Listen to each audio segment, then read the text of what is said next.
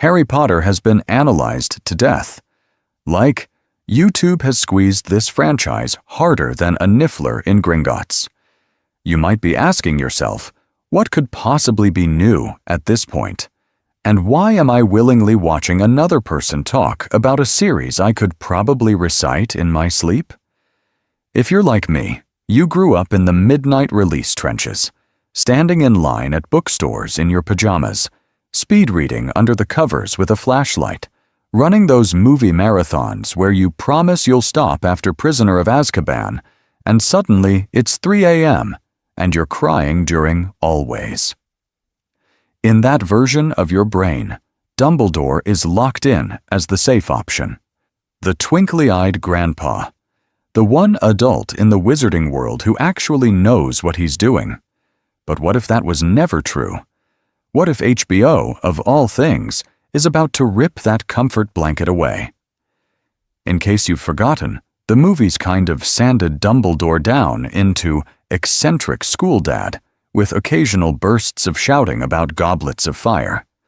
The books, though, are way meaner.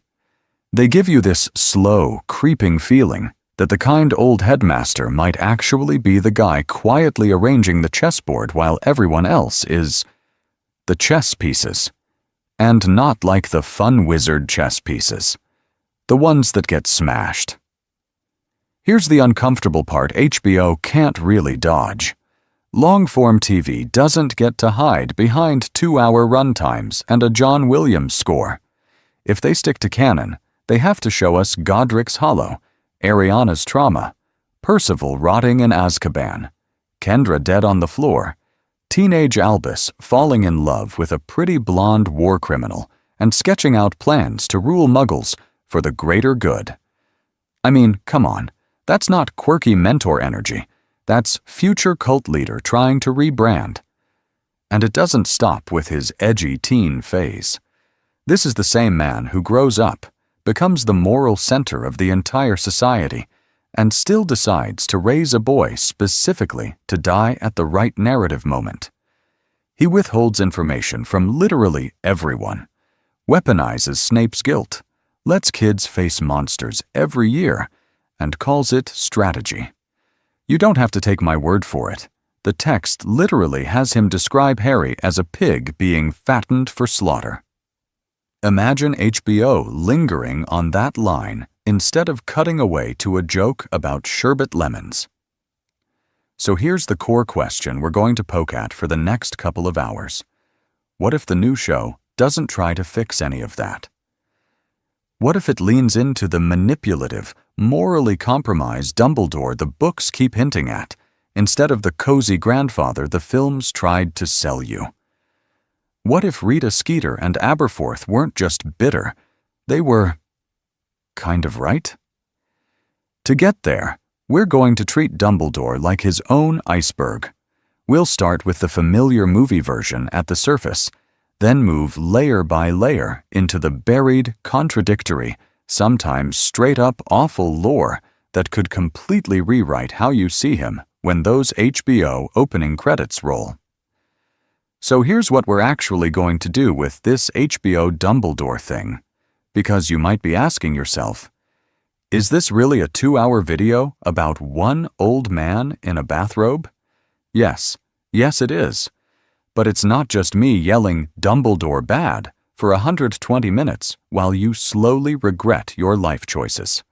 We're going to build a full Dumbledore iceberg. At the top, you get the cozy, twinkly-eyed headmaster the movies sold you. Sherbet lemons, weird speeches, vague trauma. Then we drop, layer by layer, into the version the books quietly describe. The kid in Godric's Hollow who watched his family implode. The young revolutionary sketching out wizard supremacy with his boyfriend.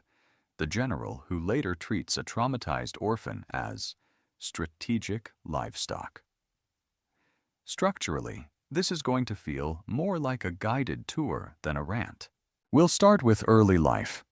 Ariana's attack, Percival rotting in Azkaban, Kendra's very suspicious death, and that 3-way duel where Ariana dies and nobody knows whose spell hit her. I mean, come on, That's already more HBO than half of Fantastic Beasts. From there, we map how that cocktail of guilt and buried rage turns into an obsession with control that never really goes away. And you don't have to take my word for it.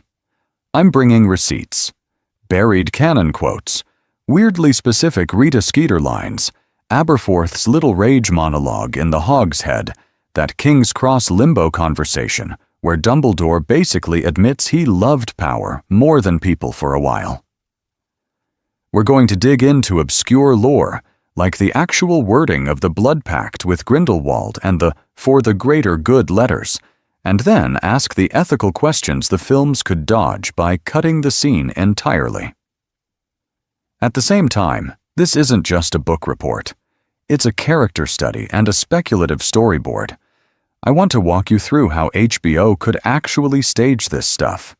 The Ariana duel from 3 perspectives, the moment the blood pact seals around their hands, the night Dumbledore realizes he has to raise Harry as a pig for slaughter, and does it anyway. If you're like me, you've already started shot-listing the scene where he watches Grindelwald on the rise and literally can't move against him. Tone-wise, expect playful, a little dark, and occasionally rude about our childhood heroes, but grounded in actual text. We're going to laugh at how the fandom turned greatest wizard of the age into grandpa who forgets your birthday, while also sitting with the fact that he manipulates children like chess pieces and kind of knows it. And if, halfway down the iceberg, you find yourself thinking, wait, I want a whole episode just on the blood pact, good. Mentally bookmark it.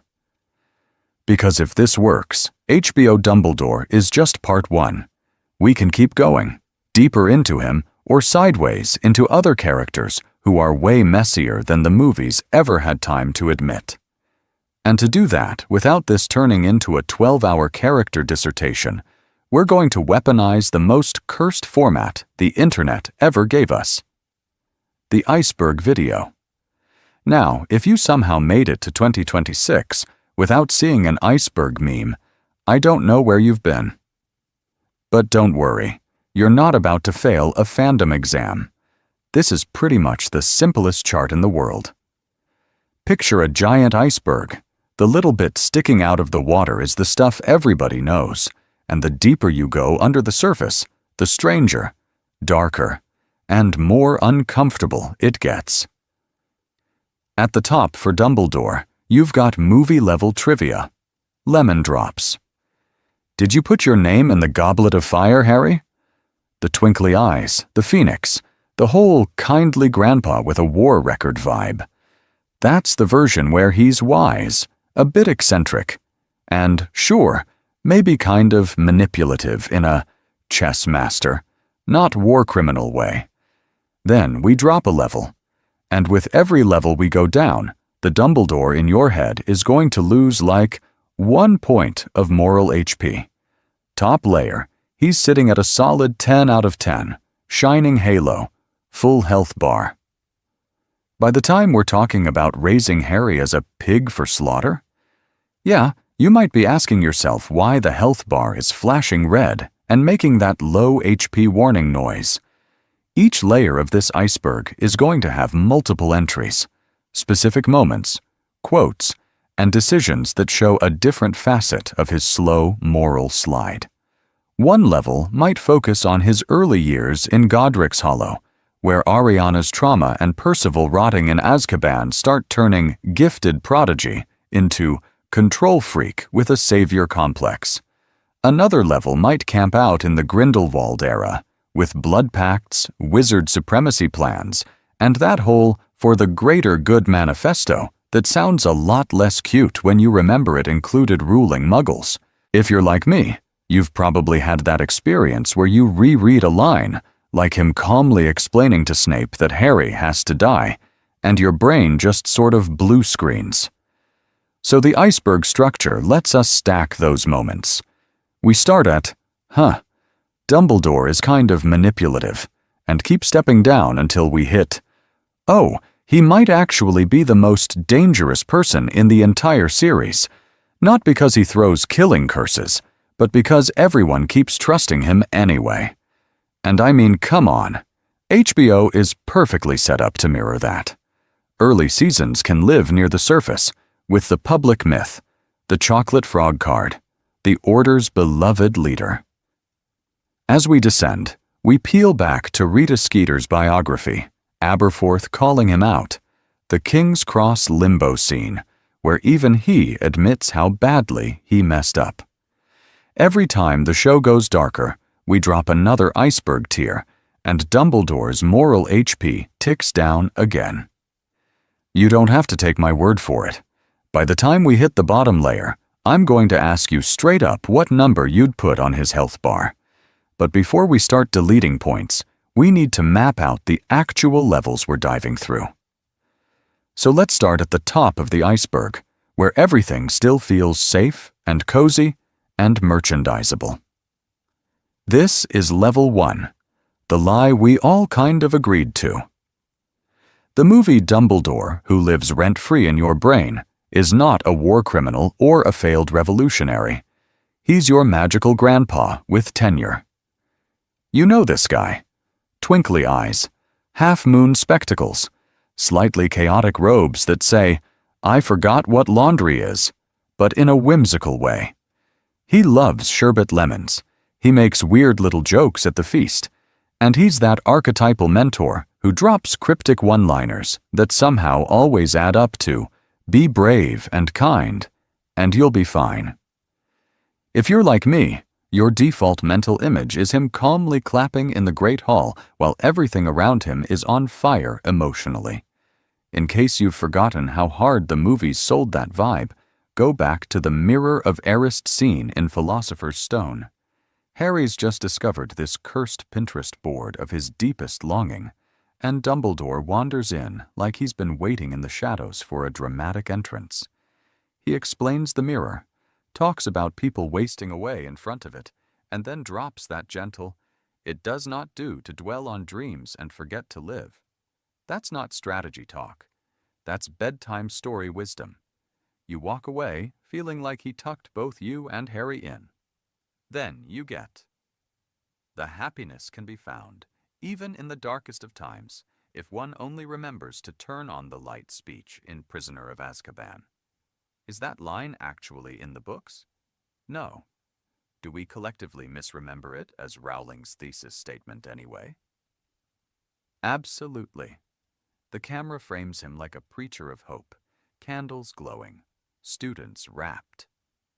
You might be asking yourself, with quotes like that, how could this guy be anything but lawful good with extra sprinkles? And the films keep backing that up. His calm presence at the sorting ceremonies, the way he stands between students and danger in the Great Hall, the gentle hand on Harry's shoulder when things get rough. Even when he's being a bit eccentric or mysterious, it reads as, "Grandpa knows more than he's saying, but it's for our own good." What gets sanded down is everything sharp.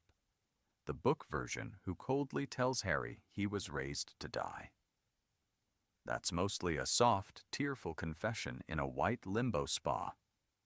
The manipulative chess master who withholds information from basically everyone? On film, it turns into, he's just busy and wise. Whole moments where he's borderline cruel or calculating get trimmed, merged, or played as quirky. And here's where HBO can't just lean on vibes. A serialized show with 7 seasons of runtime has to actually show the connective tissue, the meetings, the arguments, the decisions where he chooses one child's safety over another's. You don't have to take my word for it. Once you show every step, you can't hide behind a single inspirational quote. Even at this cozy level, though, the cracks are already there if you look at what he does instead of what he says. Who leaves a baby on a doorstep all night? Who calmly sends an 11-year-old into a murder obstacle course at school? I mean, come on. The halo's already slipping. We're going to follow that slip into the next layer down. So let's start with the very first magic trick Dumbledore pulls on you. He makes child neglect look whimsical. In case you've forgotten, the series literally opens with him parking a 1-year-old on a suburban doorstep in November, saying, "He'll be famous," like he's leaving an Amazon package. No knock, no checking if Petunia is on a late shift, just the boy who lived. And hypothermia.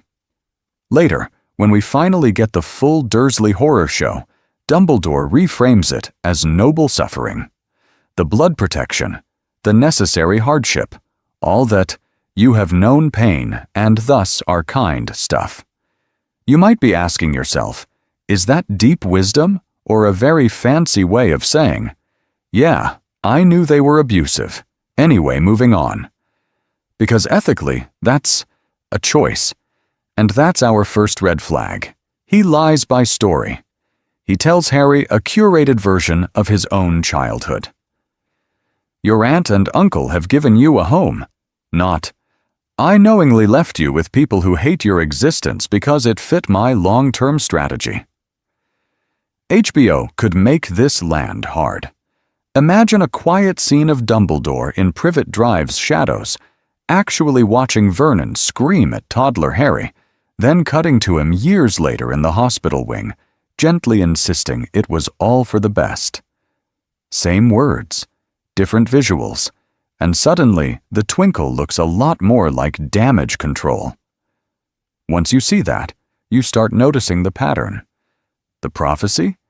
He sits on it for 15 years. Trelawney's prediction is literally about Harry's potential death, and Dumbledore just doesn't mention it until Voldemort has already returned and several people are dead. The Horcrux plan? He knows from Half-Blood Prince onward that Harry is carrying a piece of Voldemort's soul, that Harry is, in his own words, meant to die, and he still lets Harry believe they're on a standard heroic quest. Find the magic objects, save the world, not, by the way, you're the final magic object. And he's doing this while telling Harry repeatedly, "I trust you completely." If you're like me, when you first read that, you probably got all warm and fuzzy, like, wow, finally an adult who believes in him. But go back and line those speeches up with what he's hiding at each point. Second year, knows more about Tom Riddle and the diary than he admits. Fifth year, knows about the connection between Harry and Voldemort's minds, still leaves him in the dark until Sirius is dead. Sixth year, knows about the Hallows, about his own cursed hand, about the real endpoint of the mission. That's not trust. That's information rationing. This is where HBO can get really mean in a fun way. Picture a structure where every comforting Dumbledore monologue is intercut with flashbacks to the conversation he had right before it. He tells Harry, "I have no power to make other men see the truth," and smash cut to him very calmly, steering Snape into a lifelong guilt servitude. He says, "I care too much about you." And we cut to him in his office, outlining to McGonagall how the boy will have to die at the proper moment. You don't have to take my word for it. The text is already doing this. The show just has to literalize it. And remember, this is still the easy stuff. This is level 1, the kindly old man who lies to protect your feelings while quietly arranging your trauma. We haven't even opened the Godric's Hollow file, or the Grindelwald years, or the whole "for the greater good" manifesto. If the surface-level manipulations are this uncomfortable, what happens when we dig into the part of Dumbledore's life he tried to bury along with his sister? So if level 1 is Dumbledore the kindly war criminal grandpa, level 2 is where we go back to the crime scene. Godric's Hollow, the postcard village with the most cursed cul-de-sac in wizarding history. Because in case you've forgotten, it starts with a child. Ariana is 6, doing accidental magic in the garden, and a group of Muggle boys see her. They don't understand it, they freak out, and they attack her to stop the magic. The books are vague on details, which is already doing a lot of work, but the result is clear. She's traumatized so badly, her magic turns inward. She becomes unstable, volatile, this walking magical pressure cooker. And Percival Dumbledore? He doesn't call the Aurors. He hunts the boys down and attacks them. You might be asking yourself, okay, that's horrible, but how is this about Albus? Well, Percival refuses to explain why he did it, because if he admits Ariana's a witch, she gets sent away. So he takes the Azkaban sentence in silence. Publicly, the story becomes, Dumbledore's dad went mad and tortured Muggle children for fun. Privately, the family is living on a foundation of secrecy and shame. That's the house Albus grows up in, not Hogwarts. This. And suddenly, teenage Albus is the man of the house. He's brilliant, already outgrowing everyone around him, winning prizes, writing papers, probably correcting his textbooks for fun. But he's also changing Ariana's sheets and minding Aberforth and dealing with a mother who is one frayed nerve away from a breakdown. Caretaker and prodigy at the same time. You don't have to take my word for it. Aberforth literally accuses him later of resenting the responsibility and wanting to escape. Kendra's solution is control. She hides Ariana, keeps her isolated, clamps down on everything. No visitors, no Hogwarts, no normal childhood. HBO could make this feel suffocating. Dim, cramped Godric's Hollow interiors, the camera always a little too close. Ariana's outbursts rattling the dishes and cracking the walls. Then smash cut, years later, to those wide, glowing Hogwarts shots with Albus at the high table, and you feel exactly what he traded up from.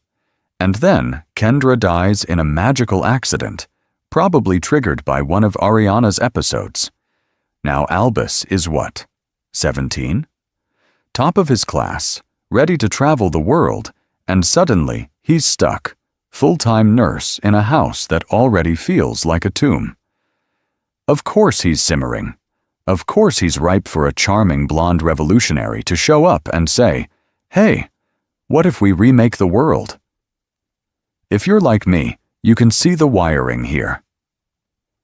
Growing up in a family destroyed by uncontrolled magic and bad decisions, Albus learns two lessons. Power is dangerous, and whoever's smartest should be the one in charge of it. HBO can plant that visually in every Godric's Hollow flashback. Albus trying to manage Ariana's magic, trying to manage the neighbors, trying to manage the narrative. That's where the obsession with control starts. That's the seed of for the greater good. And we're going to watch it bloom when Grindelwald knocks on the door. And once Grindelwald walks in, all that carefully managed control just explodes, literally. Because before we get the sexy blood pact and the for the greater good speeches, we have Ariana in the back room, shaking like an unexploded bomb. In case you've forgotten, Ariana isn't just unstable. She's a child whose magic has been so violently repressed that it turns inward. We're going to see those obscurial vibes HBO has already played with in Fantastic Beasts, but scaled down to this horribly intimate, domestic level. Little accidents at first. Teacups shattering when the neighbors knock. Windows frosting over when Kendra raises her voice. A chair flying across the room when Albus snaps at Aberforth. Then bigger stuff. Whole rooms trashed with no memory of what set her off. The family doesn't just hide her from the village. They're tiptoeing around her like she's a storm cloud with feelings. So now imagine that pressure cooker with Grindelwald added. Two genius teenagers in the sitting room drawing up blueprints for wizard domination, while in the kitchen, Aberforth is begging Albus to stop and actually look after their sister. You might be asking yourself, how do you think that ends? with a nice, calm family meeting. I mean, come on. We know the canon version. Aberforth confronts Albus and Grindelwald, calls them out on using Ariana as part of their "we'll travel the world, she'll tag along" fantasy. Grindelwald, who is extremely not a conflict resolution guy, pulls his wand. Aberforth pulls his. Albus has to join in because at this point, he's literally trying to keep his best friend and his brother from killing each other. 3 wands, 1 cramped house, 1 terrified girl in the middle. Spells fly. Ariana runs in. Someone's curse hits her. She dies. And nobody knows whose spell it was. That's the rot that lives in Dumbledore forever. If you're like me, you've probably replayed that scene in your head a dozen times trying to game it out. Was it Grindelwald's, Aberforth's, Albus's? The text never says. HBO can lean into that by never showing us a clear answer either. We only get jump cuts, Ariana's face in the doorway, 3 jets of light crossing, Kendra's old photograph shattering off the mantel, Aberforth screaming. Every time Albus has to make a big moral call later, you hard cut to one of those fragments for half a second. No dialogue, just color and sound, and that awful thud when her body hits the floor. You don't have to take my word for it that this is his original sin. He basically says it to Harry at King's Cross. But the show can make you feel how that uncertainty curdles everything after. Why does he hesitate to confront Grindelwald for years? Why does he start talking about acceptable losses, about Harry as a pig for slaughter? Because once you've maybe killed your own sister in a crossfire you started, sacrificing other people for a plan doesn't feel hypothetical anymore. It feels like penance he can never quite pay off. And Aberforth is the guy who never lets him forget it. If you're like me, you probably grew up treating Dumbledore as this twinkly grandpa figure, and Aberforth as the goat dude in the pub. But Aberforth is the one character in universe who looks at Albus's whole tragic backstory and basically says, "Nope, I'm not buying the redemption arc." In case you've forgotten, their first real blow-up isn't some quiet disagreement. It's at Ariana's funeral. Aberforth literally breaks Albus's nose in front of the coffin. He accuses him of chasing glory with Grindelwald, while their sister was locked away, traumatized, and getting worse. That's not just a sibling spat. That's a full moral indictment. You chose power over us, and she died because of it. HBO can actually show that. Not as a 2-sentence anecdote, but as a scene where teenage Albus is surrounded by ministry officials, murmuring neighbors, this aura of promising prodigy. And Aberforth just detonates the myth in public. You might be asking yourself, isn't that already in the books? It is, but we only ever get it in summary. On screen, we're going to feel Aberforth's hands shaking, see Albus's face go from grief to shame to anger in 3 seconds. The camera can linger on Ariana's body while Aberforth screams that Albus was too busy drawing up for the greater good plans with his boyfriend to notice their sister slipping away. I mean, come on, that's HBO core family trauma right there. Fast forward to Deathly Hallows, and Aberforth's still not over it. That conversation in the Hogshead is one of the only times the narrative lets someone calmly dismantle Dumbledore's reputation. He tells Harry that Albus cared about plans and secrets more than people, that he left Godric's Hollow the second responsibility got inconvenient, and that trusting him got Ariana killed. When he asks Harry, basically, "Are you sure you're not just another chess piece?" the book quietly shrugs. The movie barely touches it. HBO can park the camera on Harry's face as that sinks in. Aberforth is the anti-legend version of Albus. No phoenix, no lemon drops, no twinkling eyes. just a bitter barman who cleans glasses, feeds goats, and remembers who changed Ariana's nappies while Albus wrote manifestos. He doesn't care about the myth of the great headmaster because he knew the unemployed 20-something who never came downstairs.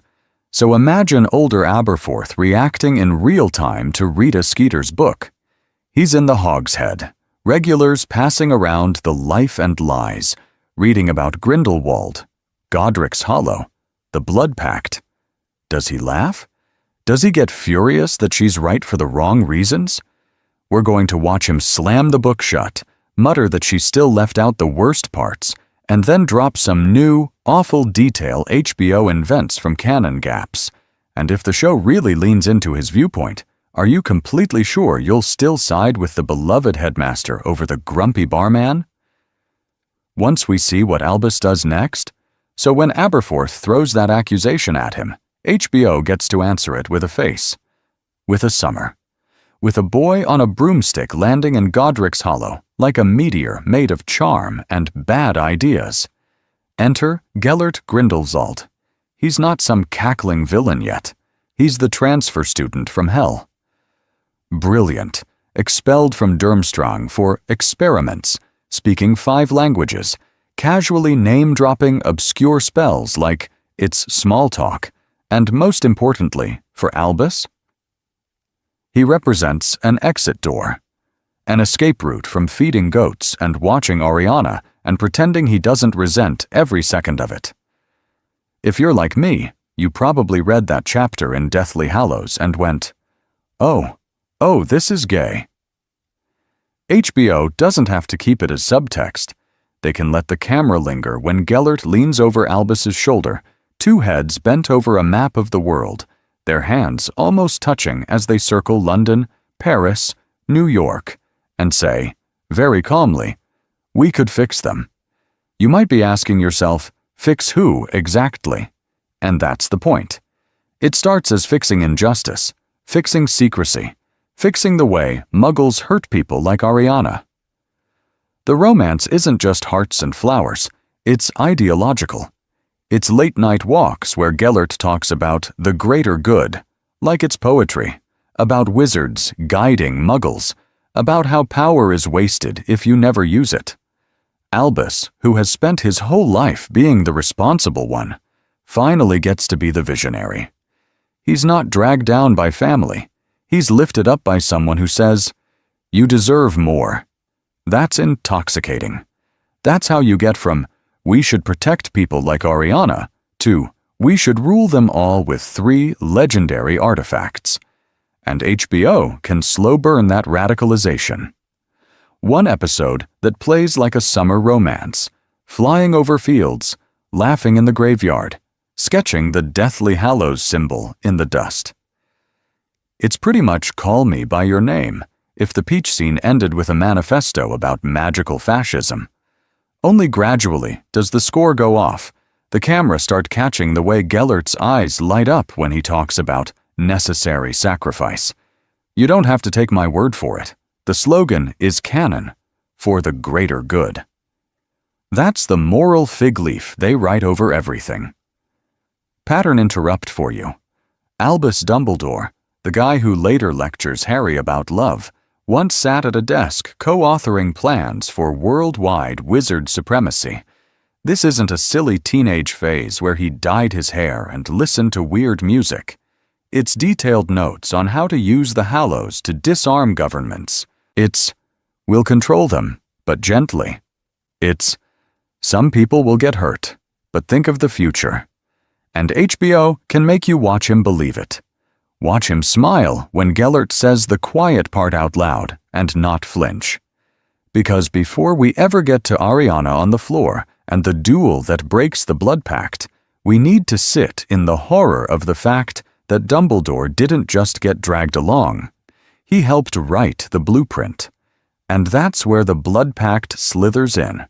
Not as some cute little lore add-on from Fantastic Beasts, but as the perfect get-out-of-jail-free card for a man who already helped draw the map to hell. In case you've forgotten, the blood pact is literally a tiny vial of their shared promise. Young Albus and young Gellert press their hands together, magic flares, and boom. They create a bond that stops them from directly attacking each other. Wands can't cross, killing curses rebound. The whole thing acts like a magical restraining order with feelings. On paper, it's elegant. We needed a reason why the supposed greatest wizard of the age just didn't fight the fascist he used to make out with. You might be asking yourself, isn't that exactly what the pact is for? Yeah, and that's the problem. As a retroactive plot device, it patches the hole a little too neatly. Oh, Dumbledore didn't move against Grindelwald for decades? Don't worry, a magic trinket said no. It risks turning what should be a moral failure into a technical difficulty, like he's calling HR about a conflict of interest instead of staring down the consequences of his own ideology. I mean, come on. This is the guy who once wrote essays about seizing the Deathly Hallows and ruling Muggles for the greater good. The idea that he was just magically locked out of responsibility is convenient. If you're like me, you don't want HBO to treat the pact as a glitch in the system. You want it as a symptom. The physical object is cool, sure, but imagine it as a bottled version of Albus's emotional paralysis. That little vial isn't just no dueling Gellert. It's his denial, his guilt, his refusal to admit he still loves the boy who weaponized his dreams. The magic is real, but so is the way he clings to it. Picture an HBO scene where Dumbledore stands on a hill above a wizarding village in Europe. Blue and green flashes in the distance, Grindelwald's followers rounding up Muggles, banners with that Hallows symbol everywhere. He raises his wand, the pact burns against his chest, his hand shakes. The magic literally stops him. But the camera lingers long enough that you start wondering, would he have cast the spell even if it didn't? We're going to see him reading reports of Normengard, hearing about experimental curses, watching memories in the pensieve of children tortured for the cause. He closes his eyes, fingers the chain of the pact, and whispers something like, "I can't." Is that the spell talking? Or the coward who doesn't want to face his brother? Or Ariana's ghost? Or the part of him that still believes Gellert can be redeemed? You don't have to take my word for it. HBO can just show you his silence. And here's the ugliest question the show can lean into. Did Albus, on some buried level, welcome the pact? Did he need that enchanted excuse not to duel the monster he helped design, because actually trying would mean finding out whether the real danger was Grindelwald's power, or his own? If you're like me, you hear for the greater good, and your brain automatically fills in, oh no, somebody's about to justify war crimes. And in case you've forgotten, that exact slogan is literally carved over Normengard, Grindelwald's prison, as a kind of cosmic subtweet aimed straight at Albus. Because young Dumbledore doesn't just flirt with that phrase, he writes policy papers with it. In Godric's Hollow, he and Gellert are staying up all night sketching out this Hallows-fueled revolution. Track down the Elder Wand, unite it with the stone and the cloak, become masters of death, and then use that power to subjugate Muggles for their own protection. You might be asking yourself, how do you say that with a straight face when your little sister was literally broken by Muggle boys? That's the point. It's chilling utilitarianism. Individual pain, Ariana, Aberforth, random Muggle families, gets tossed on the altar of some abstract future where wizards benevolently run the world. Now, HBO can do something the books only hint at.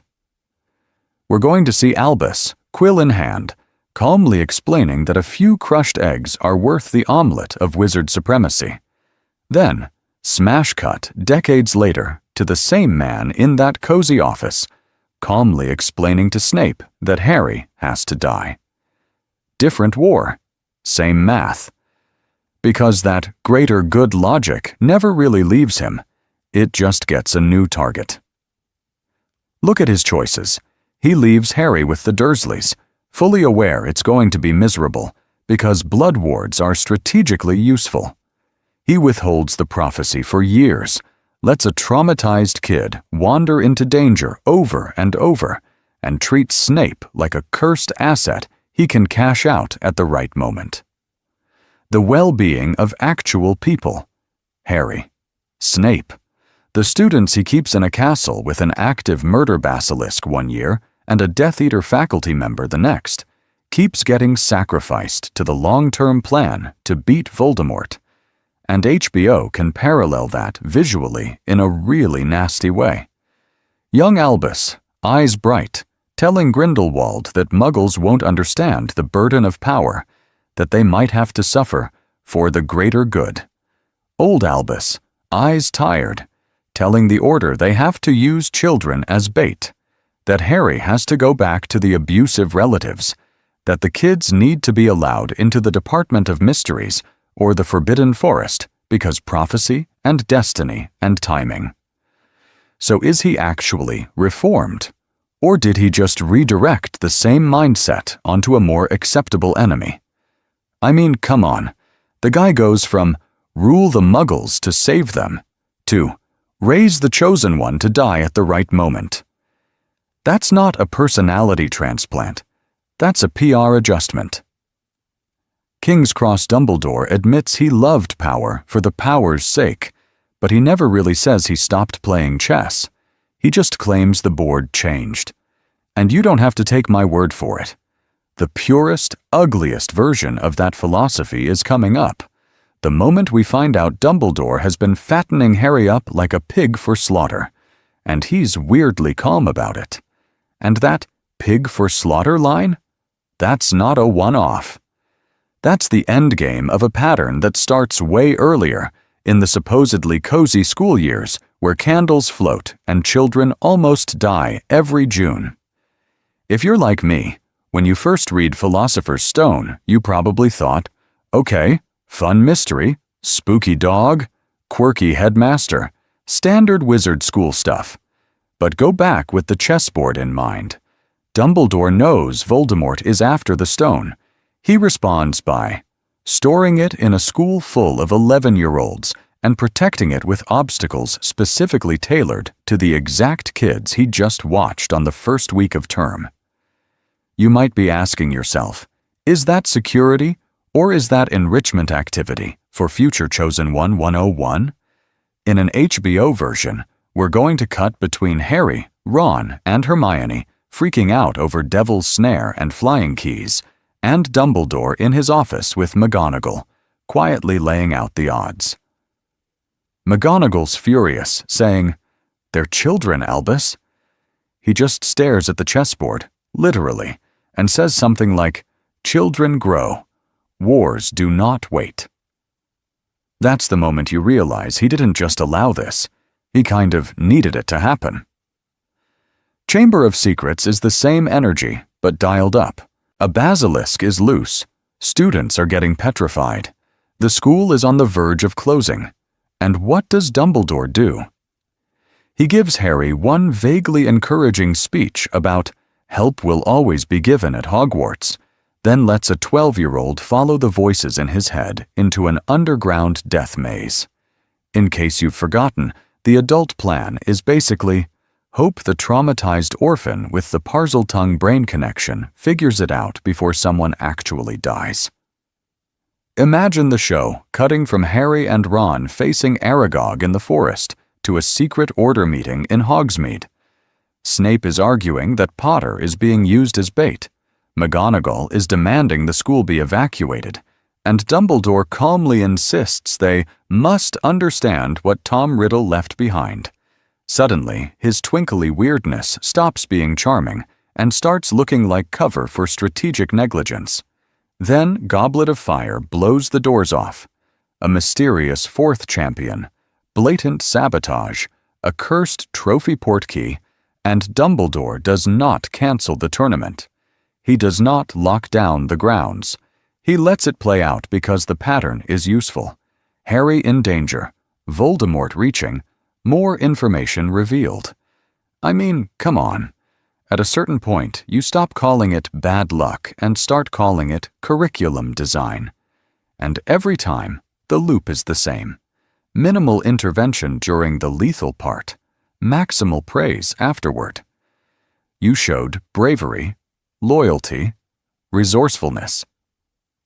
Translation: you survived the test I allowed to happen. You don't have to take my word for it.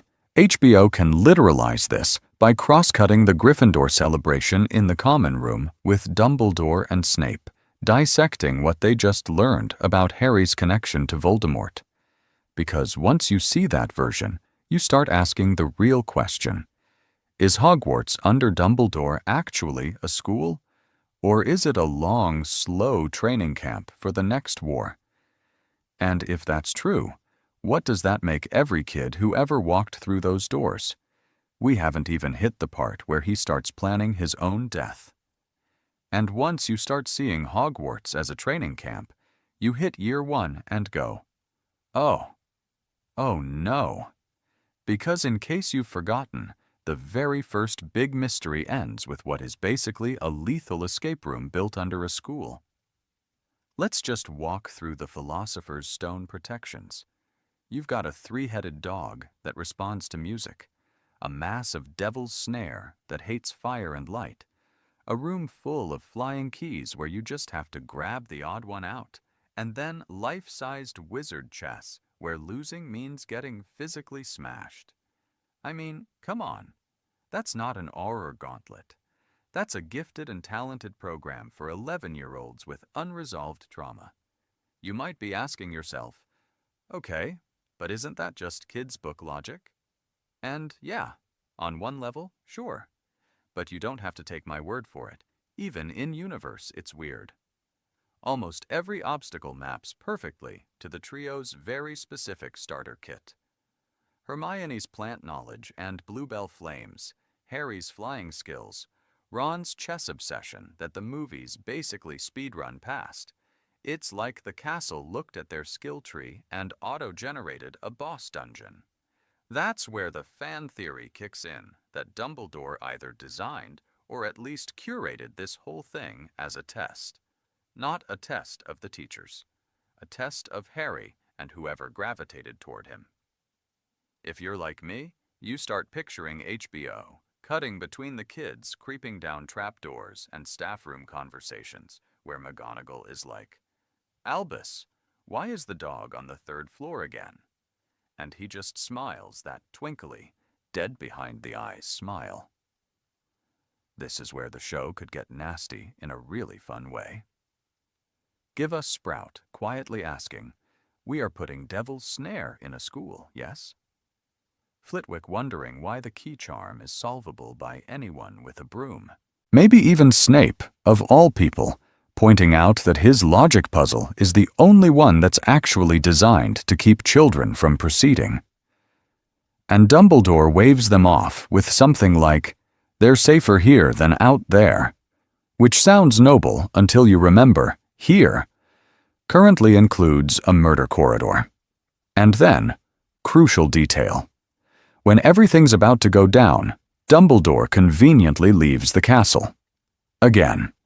He gets lured away by a fake message, sure, but he also doesn't exactly leave a contingency plan beyond, maybe the kids will figure it out. That's not just plot convenience, that's a pattern. Set the board, remove yourself, watch what the pieces do. The HBO version can finally lean into that choice. Show us that this isn't an old man caught off guard by evil. It's our first big on-screen moment of him consciously choosing risk for children when other options clearly exist. And once you accept he'll do that in year 1, you have to ask, how far is he willing to push them by the time the war really starts? And if you're like me, once you see that in first year, you immediately start eyeing Chamber of Secrets like, okay, what are you really doing here, old man? Because in case you've forgotten, second year is not just one attack, it's a pattern. Mrs. Norris, then Colin, then Justin and nearly headless Nick, then Hermione and Penelope. The castle basically turns into a very polite slasher movie where no one actually dies, but kids keep getting found frozen in horror around corners. The fear ramps up. The walls are screaming blood messages.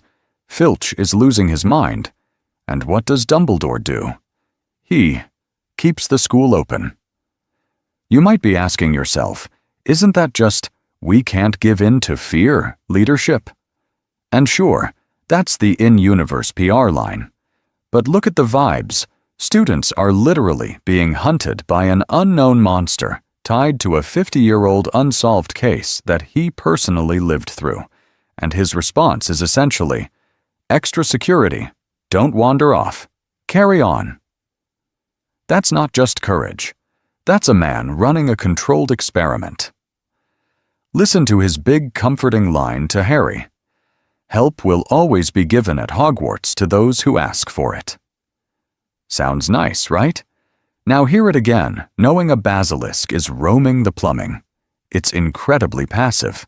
The monster is actively stalking children, and his counter is, well, if a terrified 12-year-old correctly diagnoses the situation and phrases the right question to the right adult, then maybe we'll intervene. I mean, come on. That's not a safety policy. That's a puzzle. So what's he waiting for?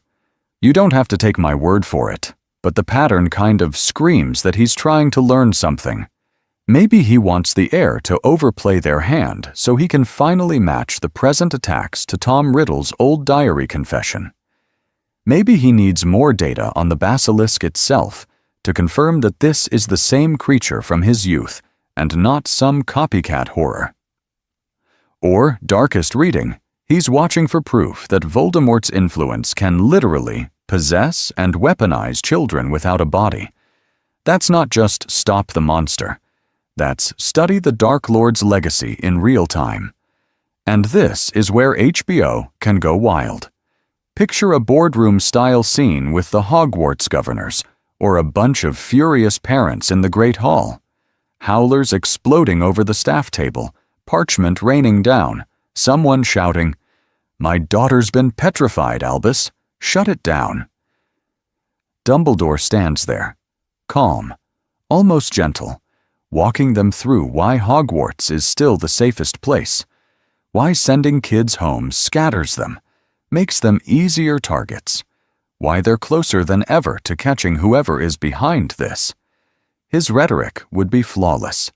His eyes would be kind.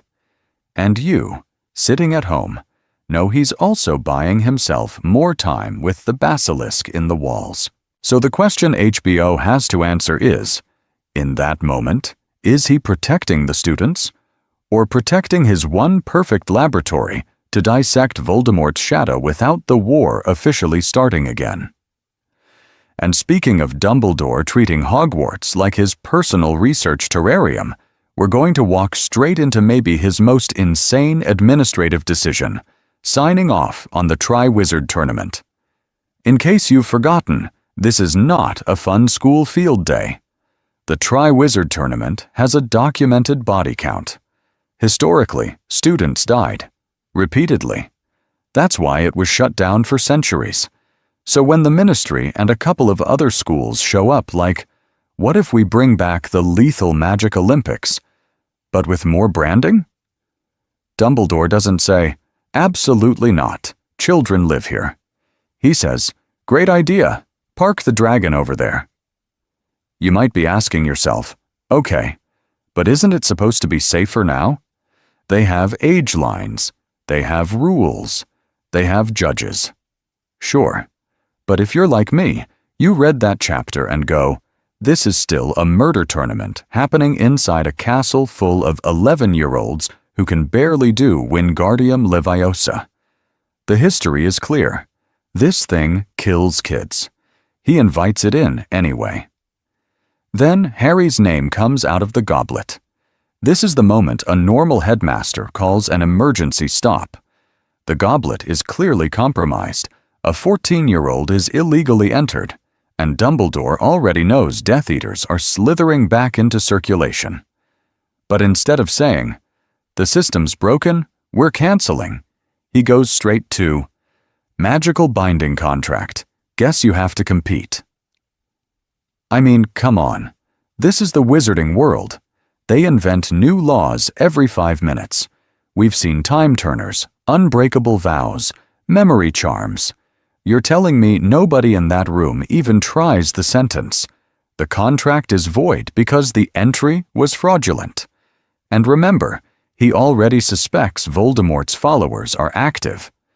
Moody's weird behavior, the dark mark at the World Cup, Bertha Jorkins vanishing, all that stuff is in the air. The whole setup screams trap. Dumbledore looks at the screaming trap and goes, "Well, we'll just keep a closer eye on Harry." You don't have to take my word for it. The book literally has him say they'll proceed with extra precautions, as if you can just risk assess your way out of a resurrection ritual. This is where HBO could get nasty in a very bureaucratic way. Imagine the staff meetings, McGonagall arguing to pull Harry out, Snape quietly pointing out that dark magic is obviously involved, Bagman hand-waving everything because he wants the show to go on, Fudge worrying about international embarrassment, and Dumbledore, calm, reasonable, repeatedly steering the room back to, "We must honor the goblet's decision." It's not a moment of helplessness. It's him choosing to prioritize the sacredness of a magical process over the safety of a child. Pattern interrupt. What if we actually watch him sign the permission slip? Quill to parchment. Close up on the hand that later offers Harry sherbet lemons. He signs, and that signature is a straight line to a graveyard.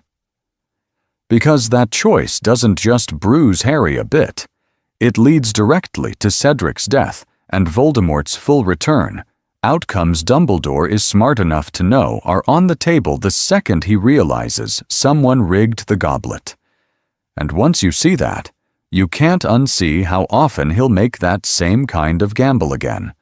And that's the moment Dumbledore quietly stops being your eccentric grandpa and starts being a general. Not in a fun Dumbledore's Army Club way, but in a, this man is running a shadow war out of a boarding school way. Because once Voldemort is back, Hogwarts isn't just a school anymore.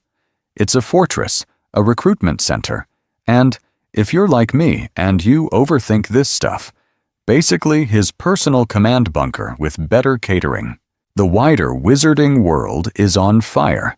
The Ministry is pretending everything's fine, and Dumbledore responds by building his own private army, the Order of the Phoenix, and look at who he recruits.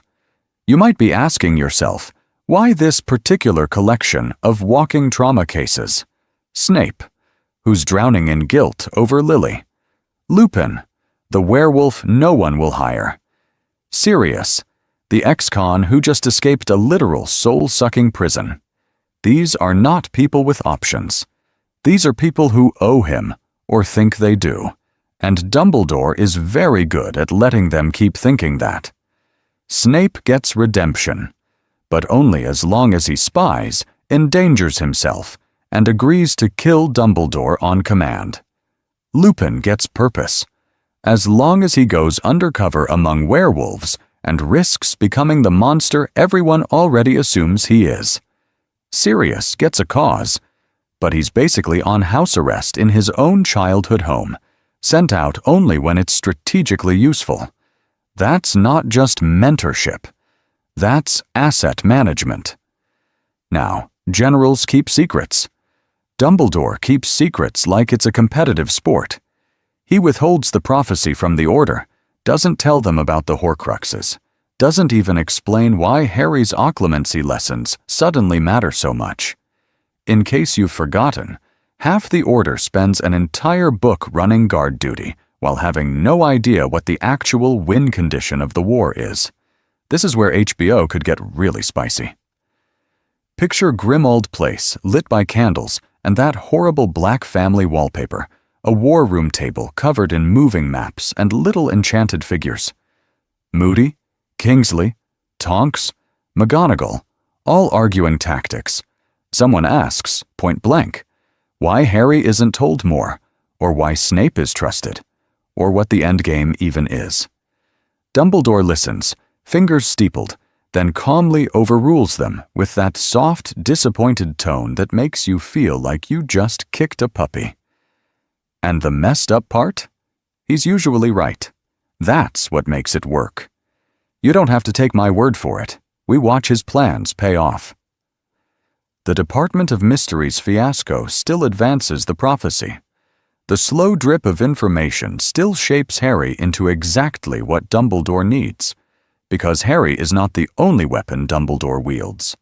The Order, Snape, the Weasleys, even Hogwarts itself are all pieces on his chessboard. But Harry is the Queen, the most powerful piece, and the one he's already decided he's willing to sacrifice. HBO can lean into that awful quiet truth. Everyone in that war room is important, but only one of them is being raised to walk willingly to his own death. And once you see Dumbledore as a general who's already priced Harry's life into the cost of victory, his earlier, greater good years with Grindelwald start to look a lot less like a youthful mistake and a lot more like a pattern we're going to have to stare straight at. And if you're like me, once you see Dumbledore as a general, you immediately look at his favorite weapon, Severus Snape. Snape is not a colleague to him, not a friend. He's an asset, a miserable, volatile, catastrophically traumatized asset, but still something to be deployed on the board. In case you've forgotten, Snape doesn't come to Dumbledore as a repentant hero. He comes groveling, begging for Lily's life after helping Voldemort hunt her down. Then she dies anyway. And what does Dumbledore do with that nuclear-level grief? He converts it into a lifetime service contract. You might be asking yourself, isn't that just redemption? Like, Snape did horrible stuff, now he makes up for it? That's the nice version. The actual scene is Snape offering anything, literally anything, and Dumbledore immediately cashing that blank check. Protect Lily's son. Spy on the man who scares you more than anyone. Go back to the people you betrayed and pretend you never left. That's not therapy. That is weaponizing a breakdown. And Dumbledore makes it personal in the coldest way. He doesn't say, protect the child because it's right. He says, if you loved Lily Evans, if you truly loved her, you will protect her son. He takes Snape's guilt and that creepy, obsessive, unrequited love and forges it into shackles. Every time Snape looks at Harry, he sees the face that cost Lily her life and the obligation Dumbledore laid on him. I mean, come on, that's not mentorship. That's psychological waterboarding. Fast forward to Half-Blood Prince and the Unbreakable Vow. Snape, already living this double-agent nightmare, gets cornered into swearing to help Draco kill Dumbledore. Break the vow, you die. Fulfill it. You murder the only person who knows the full truth about you. And what does Dumbledore decide? Oh, perfect. We can use this. He plans his own death by Snape's hand to protect Draco's soul, keep Voldemort happy, and cement Snape's cover. Strategically brilliant. Emotionally, it's like handing your already suicidal employee the gun and detailed instructions. This is where HBO could go feral with those private office conversations. Picture late-night scenes. Snape, shaking, begging for another way, and Dumbledore sitting behind that desk like an ice sculpture, calmly explaining why Snape has to be the executioner, why he has to keep verbally abusing Harry, why he has to keep Voldemort close enough to read his mind, but not close enough to get caught. You don't have to take my word for it. The books already hint at this in those brief, awful arguments we see.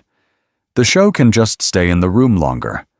And through it all, Dumbledore never once offers Snape an exit ramp. No, after the war, you can walk away. No real comfort, no real healing. Just more missions, more lies, more self-loathing. Snape's misery is priced in, the same way Harry's eventual death is priced in. One more acceptable casualty on the road to victory. The really unnerving question is, if Dumbledore can do that to the two people who loved Lily most, what does that say about how he treats everyone else we're going to talk about next? So if Dumbledore can emotionally liquidate Snape like that, what do you think he does to the kid who's literally carrying Voldemort in his skull? He doesn't lean in. He backs away. On paper, his excuse sounds noble. He tells us he's avoiding Harry in Order of the Phoenix because Voldemort might use their connection, might possess Harry or spy through him, so any affection becomes a liability. Very tragic. Very self-sacrificing. But you might be asking yourself, if you're genuinely worried the Dark Lord has remote access to this child's brain, is the move really emotionally ghost him for a year? Because what we actually see is a 15-year-old, covered in trauma and daily prophet slander, wandering around Hogwarts like, cool, so my only stable adult figure now pretends I don't exist. Dumbledore doesn't just keep a respectful distance. He literally won't meet Harry's eyes, won't explain anything, and leaves McGonagall and the Weasleys to improvise damage control while he hides in his office with a giant bird and some silver instruments. And then, as his big proactive step, he sends Harry to occlumency with the one person guaranteed to make his mental health worse. Severus. I relive my worst memory. Every time I see your face, Snape. If you're like me, you read that pairing and went, this is a prank, right? Dumbledore knows their history. He knows Snape's loathing. He knows Harry's resemblance to James. He knows this is going to be personal. But he doesn't supervise, doesn't sit in on a single lesson, doesn't even mediate the ground rules. In case you've forgotten, those lessons are a disaster. Snape is openly hostile. Harry is defensive. Nobody explains why this matters beyond Voldemort might peek. And the one time Harry manages to fight back, he gets shoved out and humiliated. Dumbledore has essentially handed a volatile, unprocessed bond between his spy and his weapon, a loaded gun, and walked away. And because Harry is cut off from Dumbledore, those visions from Voldemort stop being a strategic warning system and start feeling like the only adult attention he's getting. Every time he dreams of corridors and doors, no one sits him down and says, hey, this is how abusers groom you through access and secrecy. Instead, he's told to shut it down with a skill his teacher actively sabotages. You don't have to take my word for it. Look where that isolation leads. By June, Voldemort dangles one fake image of Sirius being tortured, and Harry sprints straight into the Department of Mysteries trap, dragging half his friends into a death maze. I mean, come on, the kid literally tries to use the flu in Umbridge's office because he has no normal, trusted channel to Dumbledore. This is where HBO can twist the knife. Picture repeated scenes of Harry outside the stone gargoyle, waiting. Fawkes singing faintly above, the door closed. The secretary gargoyle is like, headmaster is unavailable, and we just sit with Harry's face falling, again and again. Maybe we watch him walk away as, inside, Dumbledore silently turns his chair away from the window, choosing not to look. At that point, is he really protecting Harry from Voldemort? Or from the emotional responsibility of finally telling this kid the full, ugly truth about what he's been bred to do? And that bred to do line? Yeah, we're going to cash that check now, because this is where Dumbledore stops being the slightly eccentric grandpa and turns into something a lot colder. In case you've forgotten, The receipts are all in Snape's memories. We go into the pensive. We're back in that office, and Snape is losing it. He's just found out Harry is a Horcrux, and he basically goes, "You've been raising him like a pig for slaughter?" And Dumbledore doesn't deny it. He doesn't shout, doesn't flinch, doesn't even look surprised. He just calmly explains that Harry has to die, that Voldemort has to kill him, or the bit of soul inside him will never be destroyed. That phrase is brutal. Pig for slaughter. Not soldier, not martyr, not even boy who must die. A farm animal. A resource. Something you fatten up and keep safe not because you love it, but because you're waiting for the most efficient moment to kill it. You might be asking yourself, did he really think of Harry like that the whole time? And the scary part is, kind of, yeah. The language gives away the mental category Harry's been sitting in for years. If you're like me, you grew up reading those early books thinking Dumbledore was just this twinkly chaos mentor, dropping cryptic lines and lemon drops. But when he says, "pig for slaughter," you suddenly have to reread every "Harry must stay at the Dursleys," every "I will tell you everything." Later, as asset management. Risk assessment. Not, how do I keep this child happy, but how do I keep the Horcrux container intact until I can walk it into Voldemort's wand? And then Harry dies. He wakes up in King's Cross toothed nose, and Dumbledore finally admits it.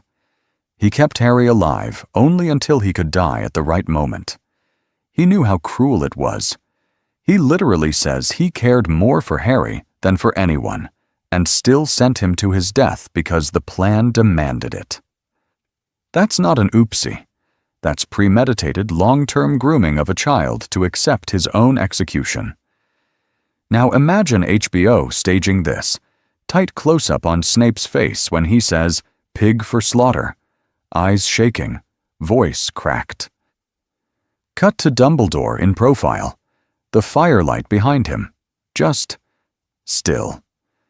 No big explosion, just that quiet, horrible confirmation. And when we get to King's Cross, they can linger on Harry's expression as Dumbledore calmly walks him through how he timed this kid's life like a bomb he needed to go off at exactly the right second. I mean, come on, that's nightmare fuel. That's the moment the halo finally shatters. Once you hear "pig for slaughter," all the earlier, for the greater good stuff stops being youthful mistakes and starts looking like a lifelong pattern, right? And HBO can use that crack to go even further into the next layer of Dumbledore's darkness. So once you call a child a pig for slaughter, you kind of have to ask the next question. Did the farmer ever plan on the pig getting out of the pen alive? Because Dumbledore tells Harry in King's Cross, all calm and twinkly in the ghost train station of the afterlife, that he always thought Harry might survive. Not would. Might. And you might be asking yourself, is that genuine foresight? Or the magical equivalent of, "I was pretty sure the parachute would open, buddy. Relax." After you've already shoved someone out of the plane? In case you've forgotten the mechanics here, Harry only survives because of a Rube Goldberg machine of dark magic. Voldemort's soul shard inside Harry gets blasted by the killing curse. Harry's body is protected by the blood magic from Lily's sacrifice, which Voldemort literally reinstalled into himself in Goblet of Fire. And then, on top of that, the Elder Wand refuses to kill its true master, because its allegiance secretly belongs to Harry after he disarmed Draco, who had disarmed Dumbledore. That is not a plan. That's a conspiracy board with red string. So could Dumbledore have seen all that coming? If you're like me, your first instinct is to say, "He's Dumbledore, of course he did. The man plays 12D chess before breakfast." But walk it back. When he's telling Snape the plan on the hill, he doesn't know Voldemort will use Harry's blood. He doesn't know Draco will be the one to disarm him. he doesn't even know exactly when or how Voldemort will come for Harry. The Elder Wand allegiance twist is literally a surprise to Voldemort, the guy who's been studying it obsessively. We're supposed to believe Dumbledore just casually factored that into his ethics spreadsheet years earlier. Listen to his tone in King's Cross. He's weepy, he's ashamed, he's calling himself old and foolish. He says he hoped the sacrificial protection would be enough, that Harry would be able to come back. Hoped. That sounds a lot less like a master architect unveiling blueprints, and a lot more like an old man retrofitting a comforting story onto what was, functionally, a teenager walking into a firing squad. And HBO can lean into that. We're going to see the same conversation, but now you can shoot it, so you're not sure if this is divine providence or a lucky accident Dumbledore is spinning as part of his redemption arc. Maybe we cut between King's Cross Dumbledore saying, "I cared more for your happiness than your knowing the truth," and younger Dumbledore with Grindelwald talking about acceptable losses for the greater good. Same man, same vocabulary, very different branding. Because if he didn't actually know Harry would live, if he sent him to die on a strong hunch and a couple of half-understood magical edge cases, then we have to ask an uglier question. Voldemort kills to avoid death because he doesn't understand love. Dumbledore understands love, understands souls, understands what murder does, and still walks a child to the altar. Who's really darker when you know better, and do it anyway? And part of knowing better is knowing more. This is where Dumbledore quietly becomes the creepiest archivist in the wizarding world. In case you've forgotten, Half-Blood Prince is basically a true crime documentary that Dumbledore is directing, and Harry is just the intern carrying the tapes. Dumbledore doesn't just have a pensieve, he has a curated Tom Riddle museum. We see the orphanage, the ring visit, the Hepzibah Smith murder setup, Slughorn's party, the whole greatest hits reel of How to Make a Dark Lord. But notice what you don't see. You don't see the full fallout of Riddle's experiments on other kids. You don't see all the times Dumbledore ignored red flags. You don't see Dumbledore's own blind spots. He's not dumping everything on the table. He's programming Harry's binge-watch schedule. You might be asking yourself, is that just good teaching, or is that narrative control? Because Dumbledore literally decides when Harry is ready to see each memory, like unlocking new levels in a horror game. And somehow, the level that explains what a Horcrux actually is doesn't show up until year 6. This is the same guy who clocked Riddle as dangerous at 11 and still let him hang around Hogwarts collecting trophies. And then we get to Slughorn. If you're like me, you probably remember that whole subplot as Harry has to butter up this vain old Slytherin for plot reasons. But look at it again. Dumbledore knows Slughorn is sitting on the key Horcrux memory. He also knows that memory is literally Slughorn's worst moment, encouraging a charming teenager to commit soul mutilation. That's not just a bad day at work. That is a life-defining shame event. Dumbledore could sit with him, confess his own Grindelwald-era fanaticism, say, "Hey, I also once helped a future war criminal." Instead, he sends a traumatized 16-year-old with a love potion essay and a bottle of luck to pry it out. That's not mentorship. That's emotional blackmail with extra steps. You don't have to take my word for it. Slughorn's fake memory is basically him screaming, "Please don't remember me like this." Dumbledore treats that as a puzzle piece he just has to force into place. Does he care that reopening it might wreck the guy? Maybe in a vague, poor Horace way. But the plan comes first. Imagine HBO leaning into that. The pensive room not as a quirky stone bird bath, but as Dumbledore's private surveillance archive. shelves of labeled vials. Riddle, orphanage. Slughorn, altered. Snape, doe. Harry, prophecy. The camera could linger on how many are clearly stolen, altered, or obtained under duress, and you start asking, who actually consented to their brain being Netflixed forever? Who gets edited? Who gets replayed? Who never even knows their worst memory is sitting in a cabinet in the headmaster's office? At that point, Dumbledore's real power stops being about wand skill or Wizengamot clout. His power is that he owns the story. He controls what Harry, the Order, even the audience knows about Voldemort, about prophecy, about himself, and he weaponizes that information gap. And we're going to have to talk about what happens when that monopoly finally cracks. And that monopoly only works if everyone believes the same story about the guy holding the cards. So let's talk about the story. The Wizarding World tells itself about Albus Percival Wulfric Brian Dumbledore. On paper, this man is basically Wizard Jesus with better robes. Order of Merlin, First Class.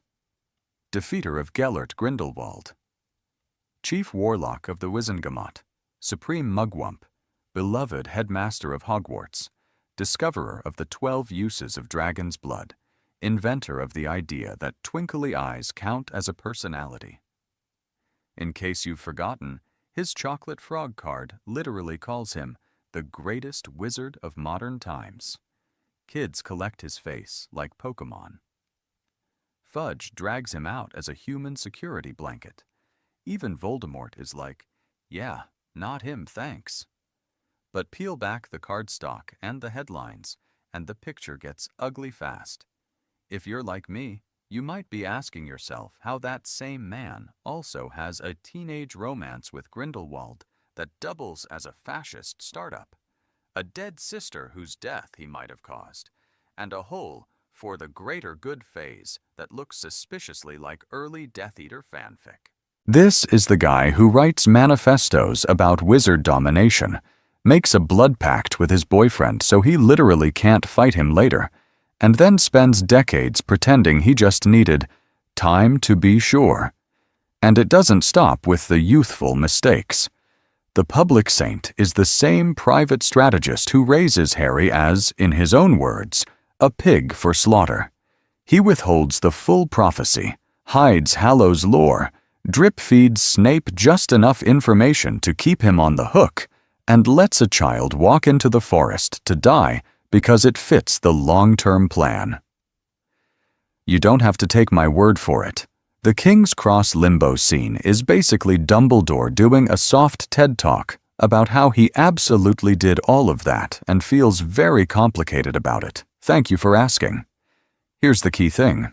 The Wizarding World needs a symbol. After Grindelwald, after Voldemort, they want to believe someone had a plan, that the adults were in control, that the good guys were led by a flawless general, and Dumbledore lets them. He signs the chocolate frog cards, accepts the orders and titles, smiles through ministry speeches where they airbrush Ariana, Percival in Azkaban, Kendra's death, the duel in Godric's Hollow. He knows the legend is built on half-truths and strategic silences, and he still steps up to the podium. I mean, come on, HBO could feast on that disconnect. Picture it. A Daily Prophet front page screaming, Dumbledore defeats Dark Lord, while we smash cut to a younger Albus in Godric's Hollow, wand shaking as Ariana falls. A glossy chocolate frog narration listing his achievements over quick, ugly flashes of him and Grindelwald sketching out Muggle subjugation. Ministry officials giving teary speeches about his wisdom while we cut to him telling Snape, flatly, that Harry must die. At this level of the iceberg, we're going to stop treating Dumbledore as just a person and start treating him as a constructed legend he actively helps maintain. The question isn't, was he good or bad? It's, how much did he curate the version of himself everyone was allowed to see? And once HBO cracks that halo, we can get into the really uncomfortable part. What happens to a world when its favorite saint turns out to have bloody hands? And the second you start talking about bloody hands, HBO gets to pull out its secret weapon, a tiny venomous beetle with a quick quotes quill. Rita Skeeter isn't just comic relief. She's literally the in-universe true crime podcaster who drops the first serious crack in the Dumbledore myth. In case you've forgotten, her book is brutal. She lays out the Grindelwald friendship like a scandal sheet. Teenage Albus in Godric's Hollow, staying up all night with the hot foreign boy, sketching wizard supremacist plans and obsessing over the Deathly Hallows. She digs into the family stuff the way only a truly unethical journalist can. Ariana's attack, Percival rotting in Azkaban, Kendra's suspicious death, the three-way duel that ends with Ariana on the floor.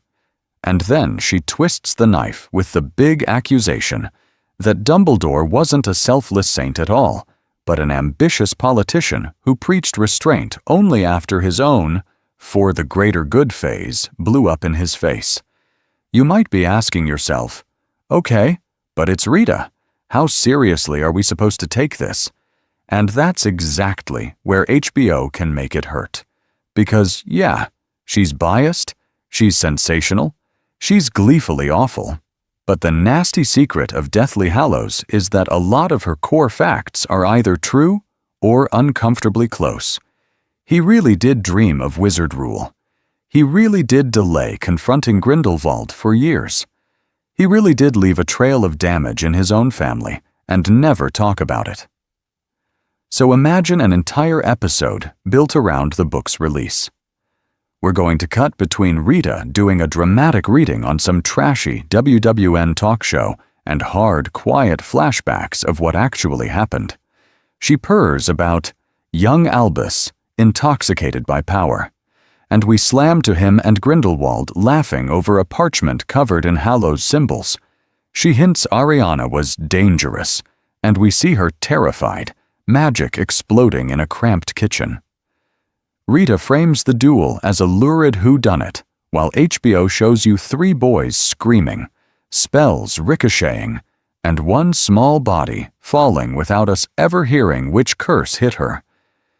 If you're like me, you want the reactions as much as the revelations. Harry reading that book in a tent is one thing. Harry in the show watching his mentor's halo get shredded in public? That's betrayal on his face, not just in the narration. McGonagall sees the headlines and goes straight into denial, snapping about Rita's lies while clearly recognizing pieces only staff would know. Aberforth, meanwhile, is behind the bar at the Hogshead, slamming down a glass and giving the world's bitterest, "I told you so," because he's been saying Albus was a fraud since before it was cool.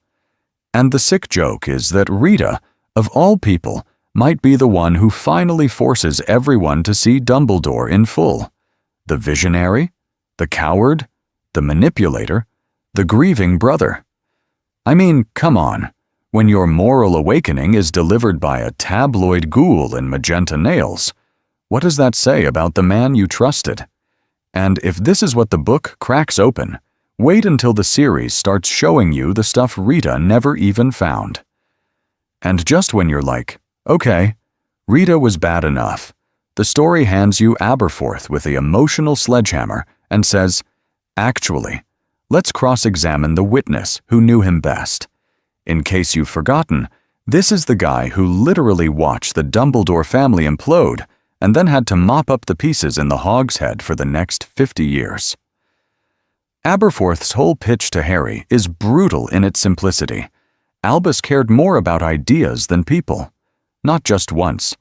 Not just in his Grindelwald phase. He basically says, my brother never stopped chasing the big picture, he just swapped for the greater good, and Muggle domination for defeat Voldemort and protect the wizarding world. Different slogan, same addiction to glory. You might be asking yourself, isn't that unfair? But Aberforth is the one who watched Ariana get sidelined while Albus drew up wizard supremacy plans with his hot fascist boyfriend. And then he drops the line that HBO absolutely cannot soft-pedal. Dumbledore's plans involve other people dying. Ariana in that three-way duel. His parents, sucked into the fallout of his ambition. Later, Order members on missions they don't fully understand. And now, this kid in front of him, raised like a pig for slaughter. Aberforth is basically standing there going, I see the pattern, and you are about to be another statistic on Albus's very pretty, very tragic spreadsheet. If you're like me, you probably grew up reading that scene as Grumpy Barman is wrong, because Harry has to go on, right? The quest is noble. The prophecy is destiny. Cue John Williams. HBO has a chance to flip that. Shoot the whole conversation in the back room of the Hogshead with that sickly, yellow, wand-light vibe. No cozy fireplace glow.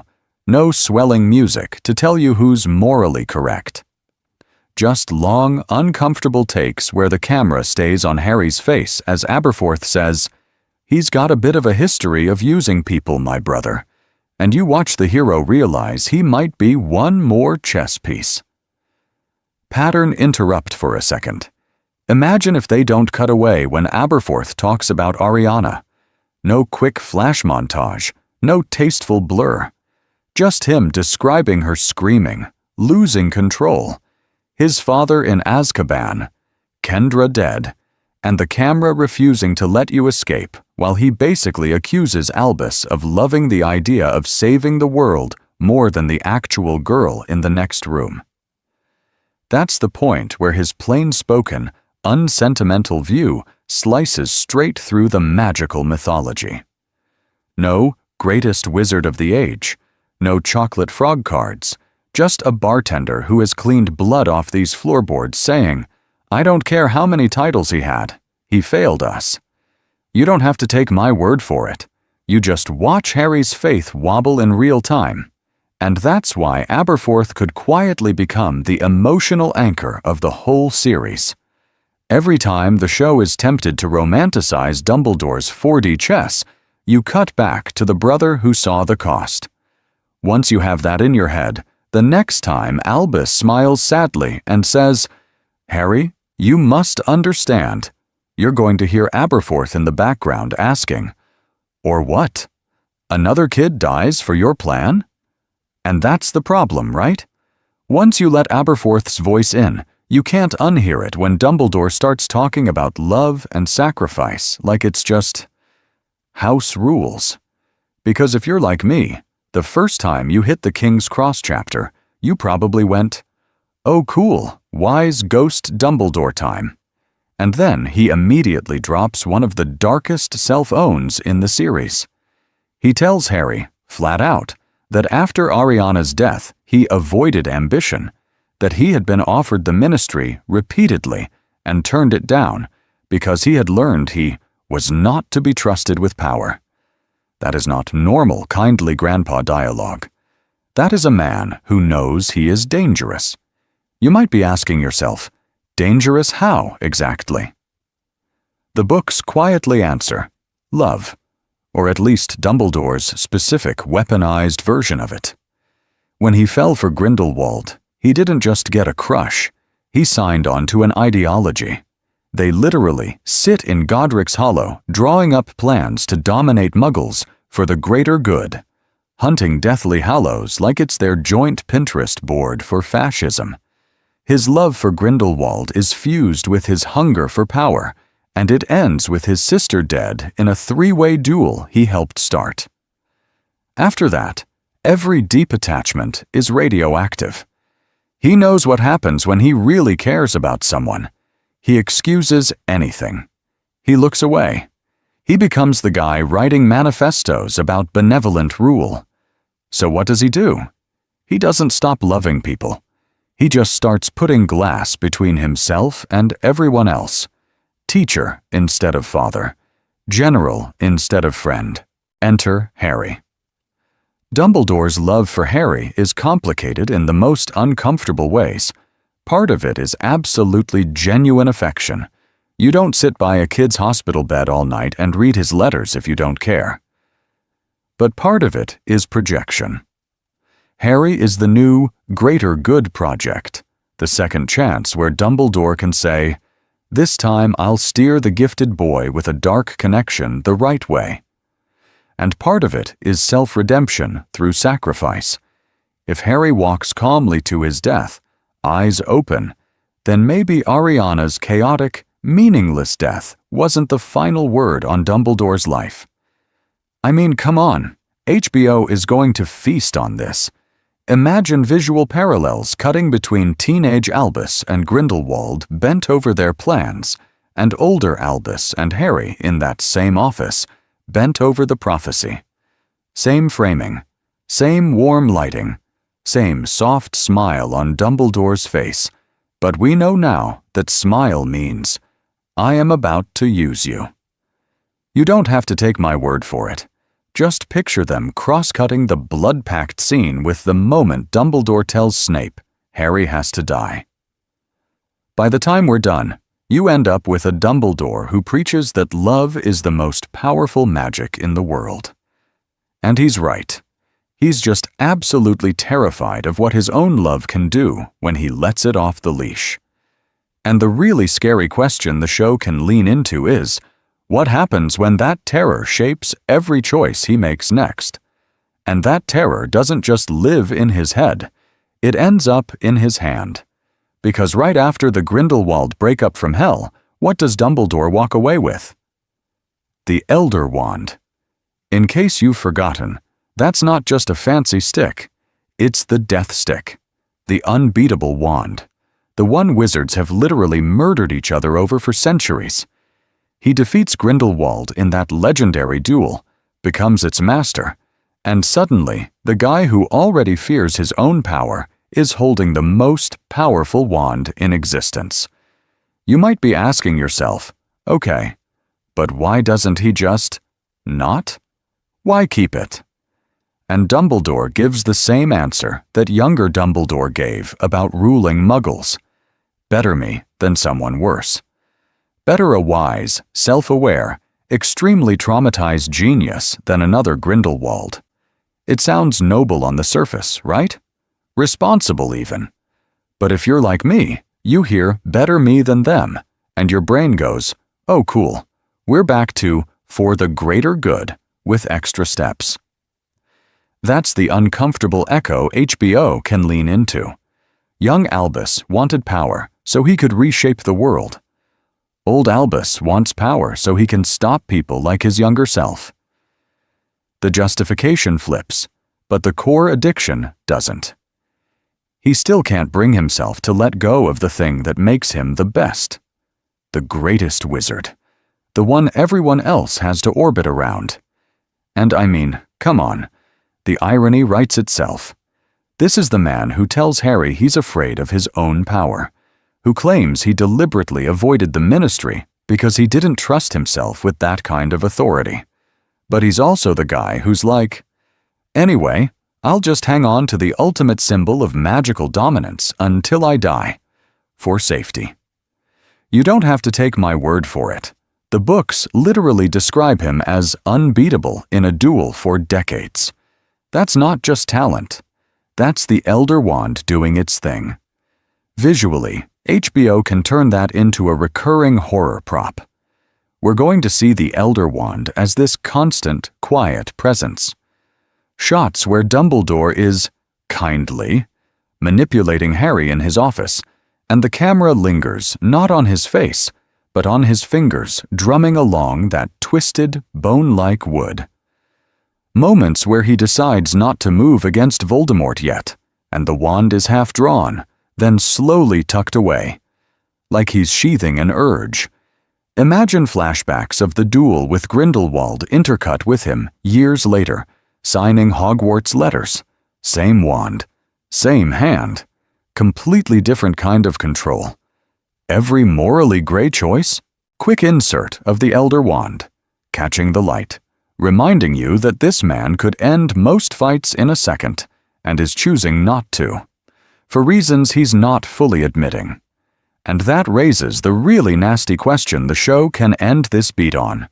If Dumbledore truly wanted to avoid temptation, why didn't he destroy the wand? Why not bury it, lose it, pass it on to someone who actually doesn't crave power? What does it say that he keeps it right up until he's planning his own death? So if he keeps the wand, if he clings to that last symbol of power right up to his scripted death, where do you even put all that guilt? You don't. Your brain builds you a train station. King's Cross is Dumbledore's confessional booth.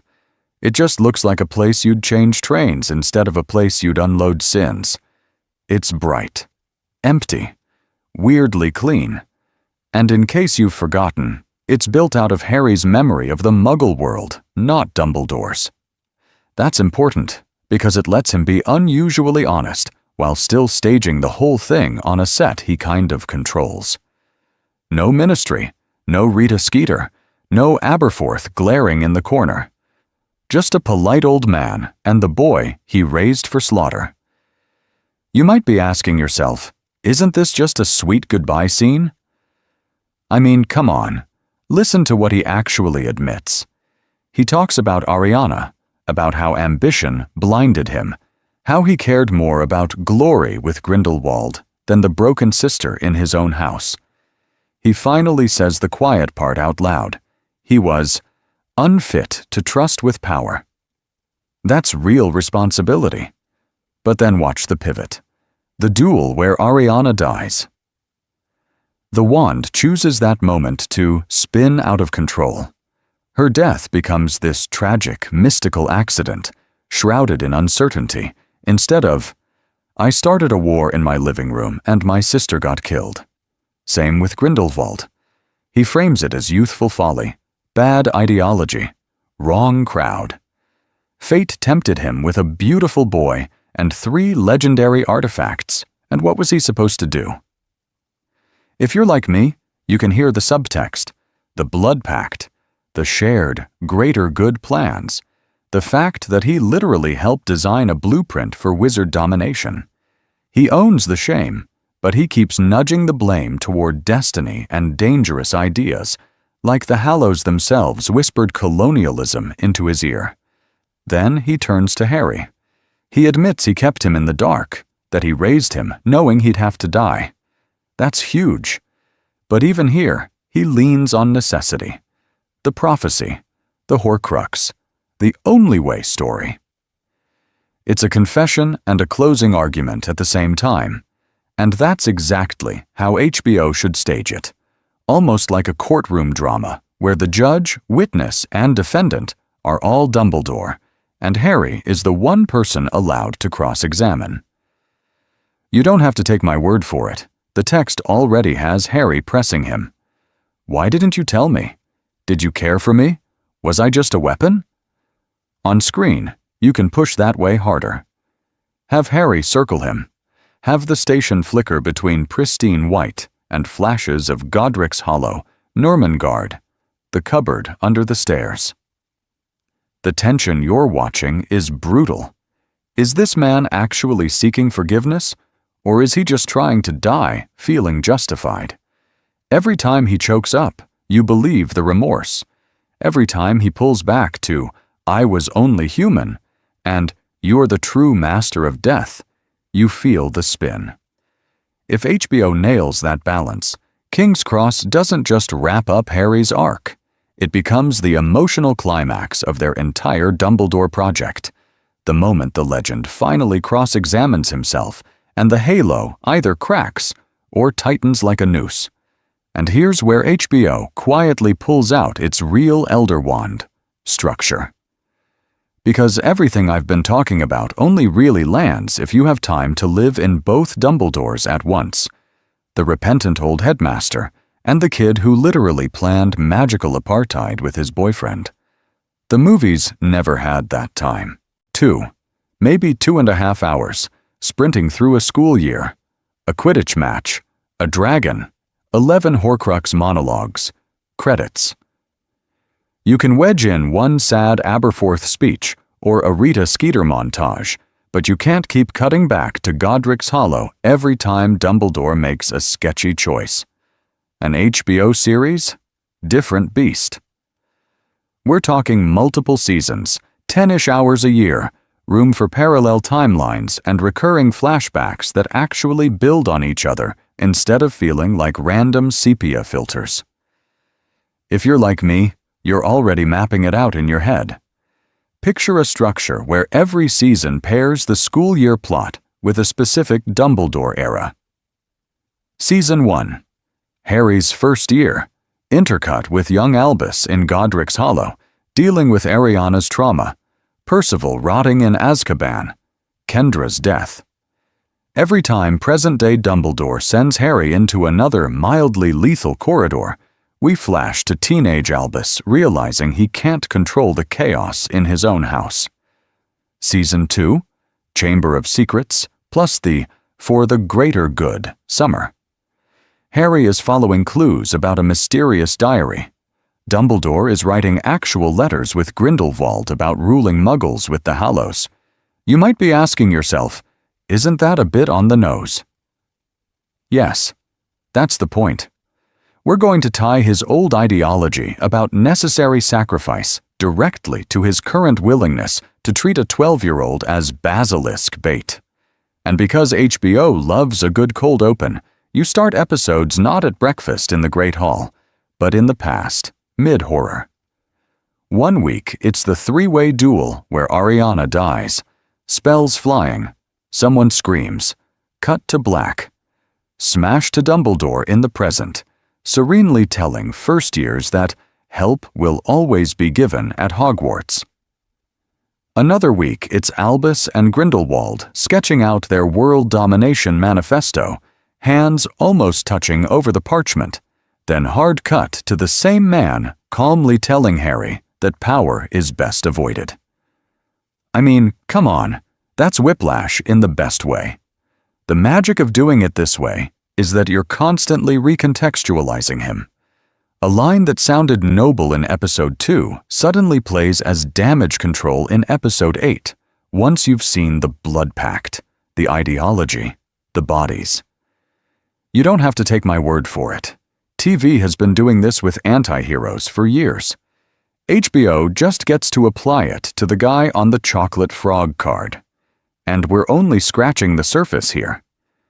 In a minute, I'm going to pitch specific episode concepts, down to what the cold opens show and how far they could actually push Dumbledore as the architect of Harry's misery. So keep that blood pact in the back of your mind. So if HBO is going to lean into Dumbledore as architect of misery, we have to talk about the blueprint, Ariana. You might be asking yourself, how do you even show that on screen without it turning into discount horror movie territory? Ariana's whole deal is already terrifying. Attacked by Muggle boys, magic imploding inward, father sent to Azkaban for revenge, mother dead in a tragic accident that everyone in Godric's Hollow knows wasn't really an accident. On paper, that's prestige TV catnip.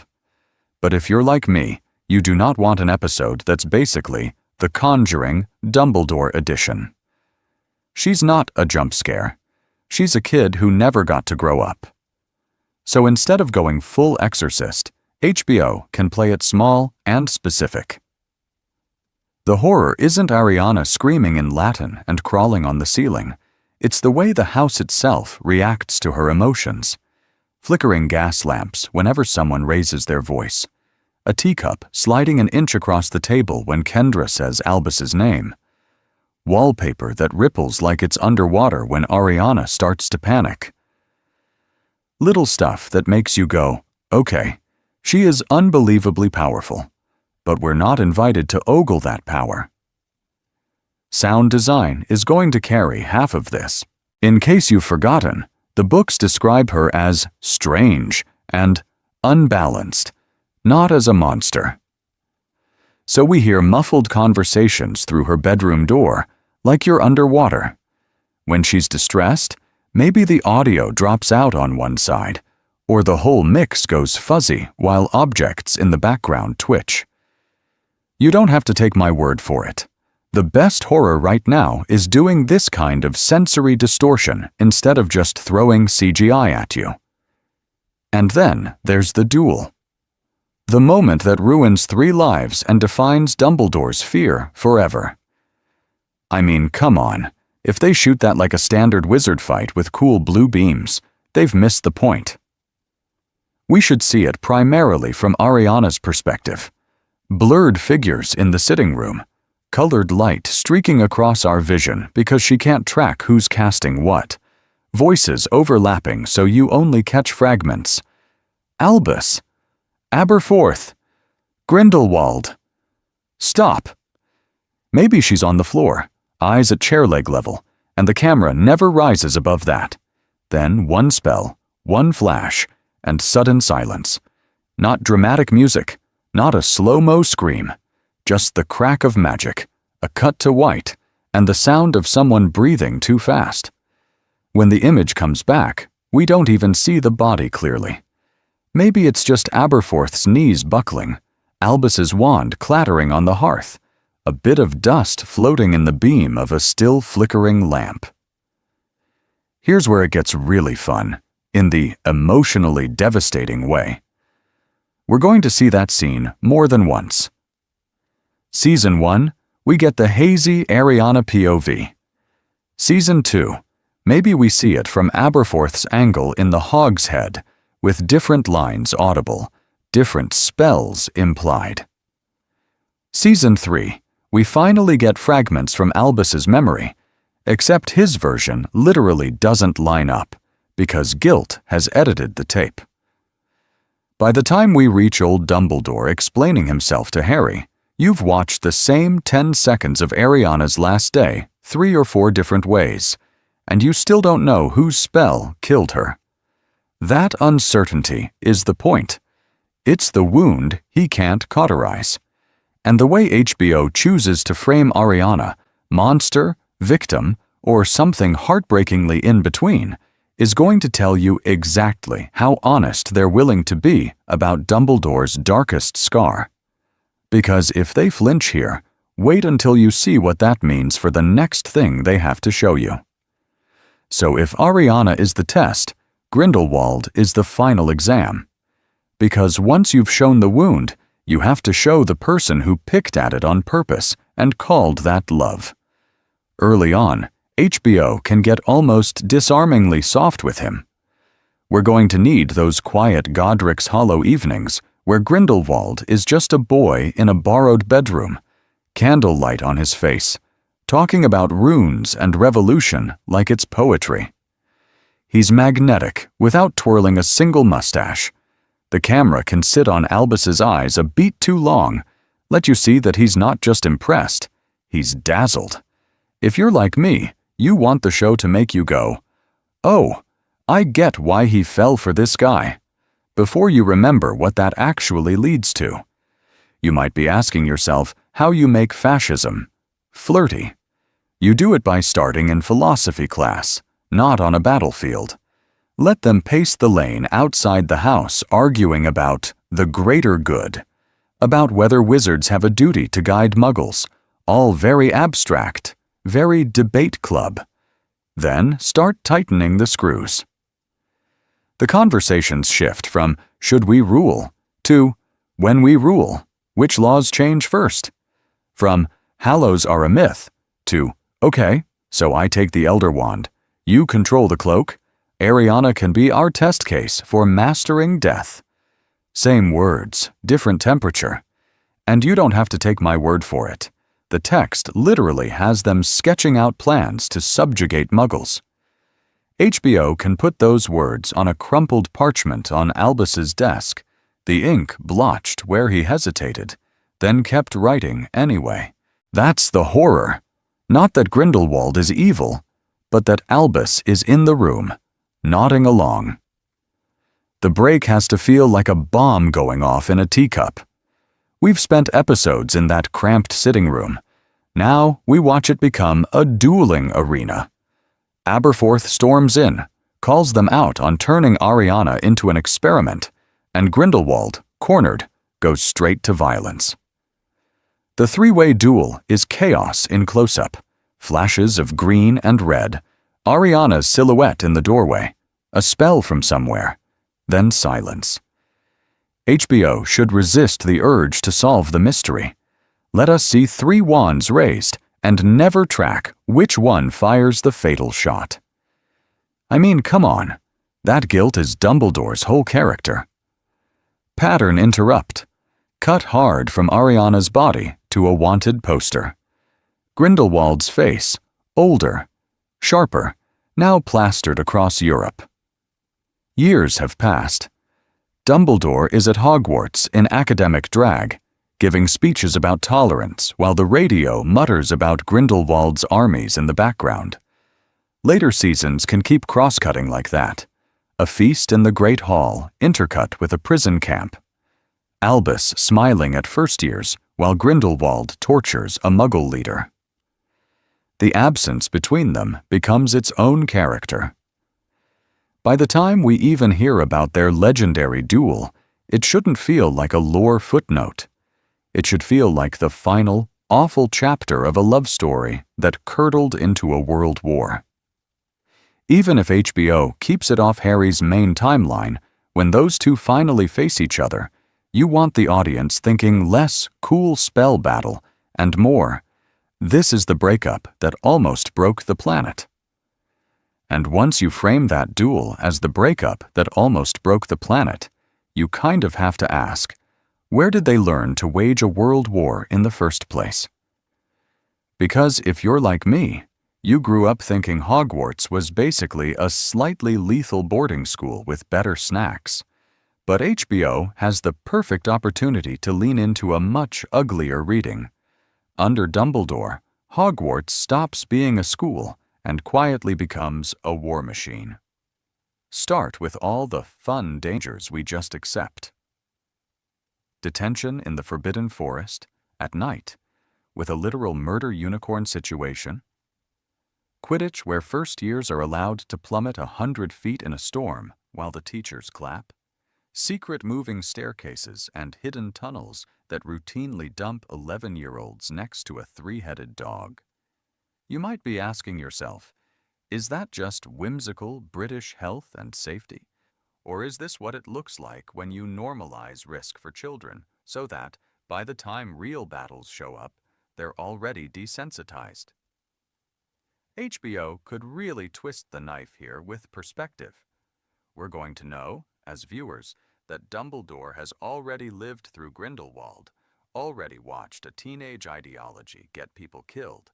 So when he sends Harry into the forest with Hagrid, or lets the Chamber of Secrets play out long enough for a body count, you can shoot it like a commander stress-testing recruits instead of a kindly grandpa letting kids have adventures. I mean, come on. Even McGonagall is like, have a biscuit, Potter, after a 50-point rule break. That's not discipline. That's grooming. And look at his staff choices. Snape, the ex-Death Eater who openly bullies students, is kept on not in spite of that, but because fear is a tool. Hagrid is allowed to stockpile giant spiders, blast-ended scroots, and a dragon egg in his hut, turning care of magical creatures into a live-fire exercise. Even Trelawney, who seems like comic relief, is a walking prophecy generator Dumbledore keeps on campus because her visions are strategically priceless. You don't have to take my word for it. The one time she spits out a real prophecy, he locks her into a permanent contract. Now picture the HBO montages. Dumbledore wandering the corridors at 3 a.m., but instead of quirky pajamas, we see him silently layering wards into the stone, testing defensive enchantments on empty classrooms, using the Room of Requirement as an Order of the Phoenix Ops Center while kids sleep 2 floors below. Portraits acting as messengers, the house elves running supply lines, the Forbidden Forest doubling as a training ground for covert missions. By the time we get to Harry, Neville, and the DA, The mask is basically off. Defense Club sounds wholesome. What we're really watching is a paramilitary youth group drilling shield formations, disarming maneuvers, and spell work designed to maim. Harry thinks he's teaching friends. Dumbledore is quietly producing lieutenants. Once you see Hogwarts that way, it's really hard to unsee Dumbledore as the general in charge of a very pretty child army. And HBO can go even darker with who he's willing to sacrifice next. So once you see Hogwarts as a very aesthetic child army, you might be asking yourself, okay, but who actually dies for Dumbledore's game plan? Because the books kind of slide past that part. HBO doesn't have to. HBO can make every expendable kid hurt in a way the films absolutely did not. Take Colin Creevey. In case you've forgotten, this is the 11-year-old who hero worships Harry so hard he basically imprints on him like a duckling with a camera. In the books, his death is one line after the battle. You blink, you miss it. On HBO, we're going to live with him. See him write letters home to his Muggle parents about Quidditch and magic, and how Dumbledore is the greatest wizard alive. Cut from that to his father at St. Mungo's, signing some awful ministry form to identify his body, while healers whisper about acceptable losses. Same with Lavender Brown. In the movie, she's just kind of mauled off-screen by Fenrir Greyback. Roll credits. Imagine a slow build across seasons where she's not just Ron's annoying girlfriend, but a fully annoying, fully human girl, with a little sister who copies her hair, with divination homework spread everywhere, with a mum who thinks Hogwarts is safer than staying home. Then you watch Dumbledore greenlight the return of the Triwizard Tournament, or keep the castle open under Snape, and you know exactly whose blood is going on that stone floor. HBO can weaponize the unnamed kids, too. The random Hufflepuff who gets cursed during a Hogsmeade trip that Dumbledore debated canceling. The first year who loses an eye when Death Eaters breach the grounds because closing the school would send the wrong message. I mean, come on. Give that kid 3 scenes earlier in the season. Have him feed scraps to the Thestrals. Complain about potions. Ask McGonagall if it's true Dumbledore defeated Grindelwald. Then, when he's carried past the staff table on a stretcher, you feel the receipt being printed for every choice Dumbledore made. And I want the staff meetings, the ones we never see. Dumbledore at the head of the table, quietly asking, "Do we cancel Quidditch? Do we shut down Hogsmeade weekends?" McGonagall furious, Flitwick anxious, Sprout talking about parents sending owls. Dumbledore listens, fingers steepled, and says they must not give in to fear. Smash cut to a funeral, or to parents at St. Mungo's, standing beside a cursed, comatose child, being told by some ministry official that their son was brave. If you're like me, you can already see the tight close-up on a mother's face as she nods politely, because who argues with Albus Dumbledore, right? You don't have to take my word for it. Make those scenes explicit, and you're forcing the audience to ask, at what point does, for the greater good, just become Grindelwald with better PR? And HBO hasn't even touched the really ugly part of Dumbledore's plan yet. The one kid he was always raising to die on purpose. So let's talk about the moments where Dumbledore doesn't just play God in the plot. He plays God in the dialogue. Because if you're like me, you've probably rewatched his big speeches 100 times and gone, "Ah, wise grandpa," instead of, "Wait, that was emotional gaslighting with lemon drops." First stop, the mirror of Irist talk in Philosopher's Stone. In case you've forgotten, Harry catches Dumbledore in the middle of the night, and we get that cozy little fireside lecture about not dwelling on dreams. On the page, it's gentle. On HBO, I want it to feel like a sales pitch. He tells Harry the mirror will be moved. He gives just enough truth about obsession, but he very carefully does not explain. Oh, by the way, this entire school year is a stress test to see if you'll go after the stone for me. The warmth is real. The vagueness is weaponized. You might be asking yourself, how do you show that? You linger on the micro-expressions. A tiny smile when Harry repeats his lesson back to him. A flicker of calculation when Harry admits what he saw. Then we jump to after Sirius's death. Dumbledore finally infodumps the prophecy, but even that is curated. He frames it as, "I cared too much, I kept you in the dark," which is true, and also a fantastic way to keep Harry sympathetic while still locking him into the chosen one role. HBO should let that scene breathe with silence. Let Harry ask a question, cut to Dumbledore's face as he decides what not to say, then answers a slightly different question instead. I mean, come on. This man could have said, "You might die." And instead he says, "You have a power Voldemort knows not." The Half-Blood Prince Tower is the apex. Dumbledore is weak, cornered, and he still spends his last minutes managing Draco's soul and Snape's promise, while carefully not telling Harry, "This is exactly the death I scheduled." Directing-wise, I want the camera stuck on Harry's frozen face while we hear Dumbledore's voice, calm and oddly resigned, and only later, in flashback, do we catch the tiny relief in his eyes when the killing curse hits. And here's where HBO can go further than the books. Quiet follow-up scenes. Harry in the dorm, later realizing Dumbledore never actually said he'd survive. McGonagall replaying the prophecy conversation and clocking how she was nudged into backing the "keep him at the Dursleys" plan. Even Snape alone, remembering that office scene where Dumbledore calls Lily's son a pig for slaughter, and realizing how neatly he was boxed in. Pattern interrupt for you. Pause and mentally replay your favorite Dumbledore speech.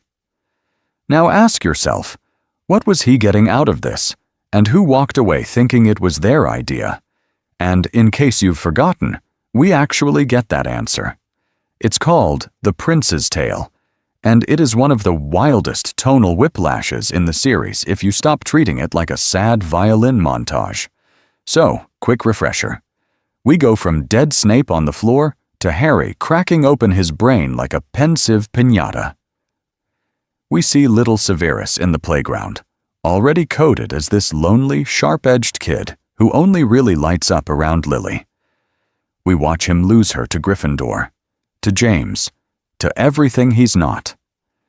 Then we hard cut to the worst night of his life, Lily killed, Voldemort fallen, and Snape sobbing in that weird half-hug with Dumbledore on the hill. From there, it's the deal. He'll protect Lily's son because she died for him, and Dumbledore, with that calm, priest-taking-your-confession energy, starts locking him into a lifetime contract. And then, the line. Years later, in that office, when Snape finally realizes Harry is meant to die. "You have kept him alive so that he can die at the proper moment?" Dumbledore calls Harry a pig for slaughter, and the films play it like tragic necessity, war stuff. Cue the sad strings. If you're like me, the first time you watched that, you probably went, "Wow, poor Snape," and kind of let Dumbledore off as the guy doing what had to be done. But HBO doesn't have to shoot it that way. You might be asking yourself, what changes? Honestly, not the words. The words are already damning. What changes is how we sit in them. Imagine the camera staying on Snape's face when Dumbledore says, "pig for slaughter." Not cutting away, not softening. Let his eyes go flat, his mouth literally drop. Let us see the exact second he realizes he's been tricked into raising Lily's son for the butcher. And Dumbledore? Don't play him as the sad grandpa. Play him as eerily composed. He doesn't shout. He doesn't apologize. He just explains. Talks about, for the greater good, with the same cadence he once used planning Muggle domination with Grindelwald. You don't have to take my word for it. The books already connect those dots. HBO can underline it with framing, with silence, with that horrible little pause before Snape asks, "Have you grown to care for the boy?" Then, pattern interrupt. Cut hard from Snape's memories back to present-day Harry. No swelling music about Snape's secret heroism yet. Just Harry, shaking, realizing two things at once. 1. Snape loved his mother. 2. Dumbledore raised him like a weapon and never told him. I mean, come on, you can practically feel the betrayal migraine forming. Let Harry's anger land. Let him look at the portrait, at the office, at the place where all those half-truths were handed out like candy, and have a beat where he doesn't know if he hates Voldemort more than he hates being used. If HBO leans into that, this isn't just Snape's big redemption scene. It's the moment an entire generation of viewers who grew up trusting Dumbledore finally, viscerally goes, "Wait, was he one of the bad guys too?" So once you open that door of, "Wait, was he one of the bad guys too?" you might be asking yourself, how far can you actually push that before it stops feeling like Harry Potter and starts feeling like a Grindelwald prequel with homework? Let's lay out the uncomfortable spreadsheet. Dumbledore takes a traumatized orphaned baby, knowingly marked for death by prophecy, and decides, cool, long-term Horcrux solution. He raises Harry like a pig for slaughter, drip feeds him information, and keeps the one guy who actually knows the plan, Snape, emotionally blackmailed into compliance. At the same time, he centralizes basically all resistance around himself. The Order meets when he says, "Hogwarts runs how he wants. The Ministry is a joke, the Wizengamot is window dressing, but Dumbledore, he's the sun everyone orbits. If you're like me, you grew up thinking this was just what a good general does in a war. But compare that to Voldemort's whole deal for a second. Voldemort rules by fear, torture, literal snake. Dumbledore rules by trust, nostalgia, and the myth of the kindly headmaster who offers you a sherbet lemon. One uses the Cruciatus curse, the other uses secrets and destiny speeches. Different aesthetics, same underlying move. People are pieces. Harry is a weapon. Snape is a double agent. Even the kids at school become bait, decoys, or learning experiences. I mean, come on. How many times can you let students almost die before it stops being a quirky boarding school story and starts being a lawsuit?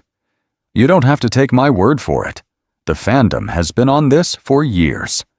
There are whole theories that reframe Dumbledore as the true puppet master of the saga. In that reading, Voldemort is almost a necessary foil. The external monster Dumbledore needs to both atone for the greater good youth, and to unify the wizarding world under his moral authority. He once planned Muggle domination with Grindelwald. Now he plans Voldemort's defeat with Harry. Same chessboard, different pieces. So what does HBO do with that without turning it into Dumbledore Secret Sith Lord? The smart move is to play in the ambiguity. Let Aberforth say the quiet part out loud in the Hog's Head, that Albus cared more about power and ideas than people.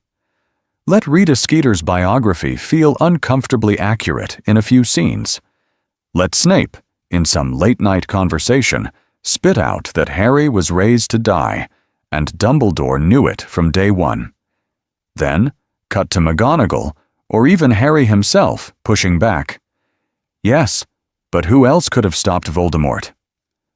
We're going to end up with a Dumbledore who is simultaneously the man who saved the world and the man who built the trap Harry walks into.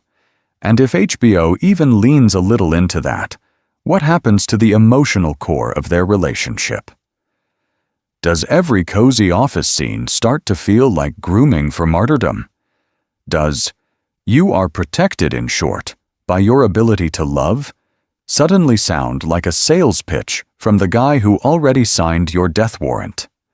And when Harry finally learns everything, does he forgive? Or does he realize he never actually knew Albus at all? So where's the line between, wow, complicated man, and, wow, get this man away from children forever? Because if you're like me, you still kind of want to care about Dumbledore, even while you're side-eyeing every twinkle he's ever twinkled. HBO has to walk this tightrope.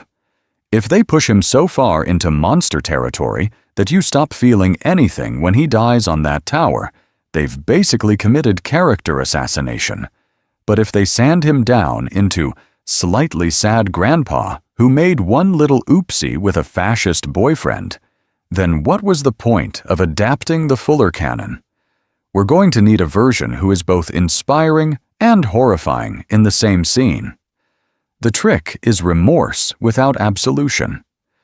You might be asking yourself, how do you show that on screen without turning it into a sob story that secretly lets him off the hook? You make his guilt feel earned and ongoing. I want to see him in Godric's Hollow, standing in the ruined room where Ariana died, fingers hovering over a scorch mark on the wall, and you can tell he's replayed that duel with Grindelwald and Aberforth about 10,000 times. But the camera also cuts to the Order's war table later, where he's calmly moving little figurines of students around like chess pieces. Regret that never actually stops the strategy. You don't have to take my word for it. The books already give HBO the blueprint. King's Cross Dumbledore admits he raised Harry to die. He admits he loved power. He admits he was tempted by, for the greater good. The show can literalize that with private vulnerability that no one else in universe ever sees. Panic attacks in his office after the Triwizard Maze, where he hears Cedric's parents crying downstairs and his hand starts shaking so badly he spills the pensieve. Nightmares where the blood pact with Grindelwald tightens around his chest like a physical chain every time he tries to cast. And then the really uncomfortable stuff, confessions to portraits that don't clap him on the back and tell him he did his best, but talk back. Imagine Phineas Nigellus flatly saying, "You're doing it again, Albus. Different boy, same altar." Imagine him flinching and still not stopping. That's the balance. We see him hate himself, but we also see him keep choosing the same kind of cruelty because he thinks it's necessary. The wild thing is, HBO is actually built for this. This is the network that gave you Tony Soprano, Daenerys Targaryen, Boar Hunting Guy #1. Their whole brand is morally gray protagonists who make you root for them while you also want to call the cops. I mean, come on. Beloved headmaster who once planned wizard supremacy and now grooms a child soldier for his own redemption arc is exactly their flavor of Nightmare Dad. Pattern interrupt for you. Would you actually want to see that? Like, honestly, if HBO really leans in and your childhood Dumbledore gets shattered into this truer, messier, scarier version, are you trading up, or are you going to miss the lie? If you're like me, that question kind of lingers in the back of your head while you're doing dishes later.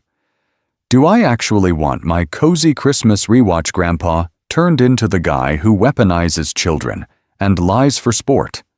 Or do I just like saying, I want that because it sounds edgy?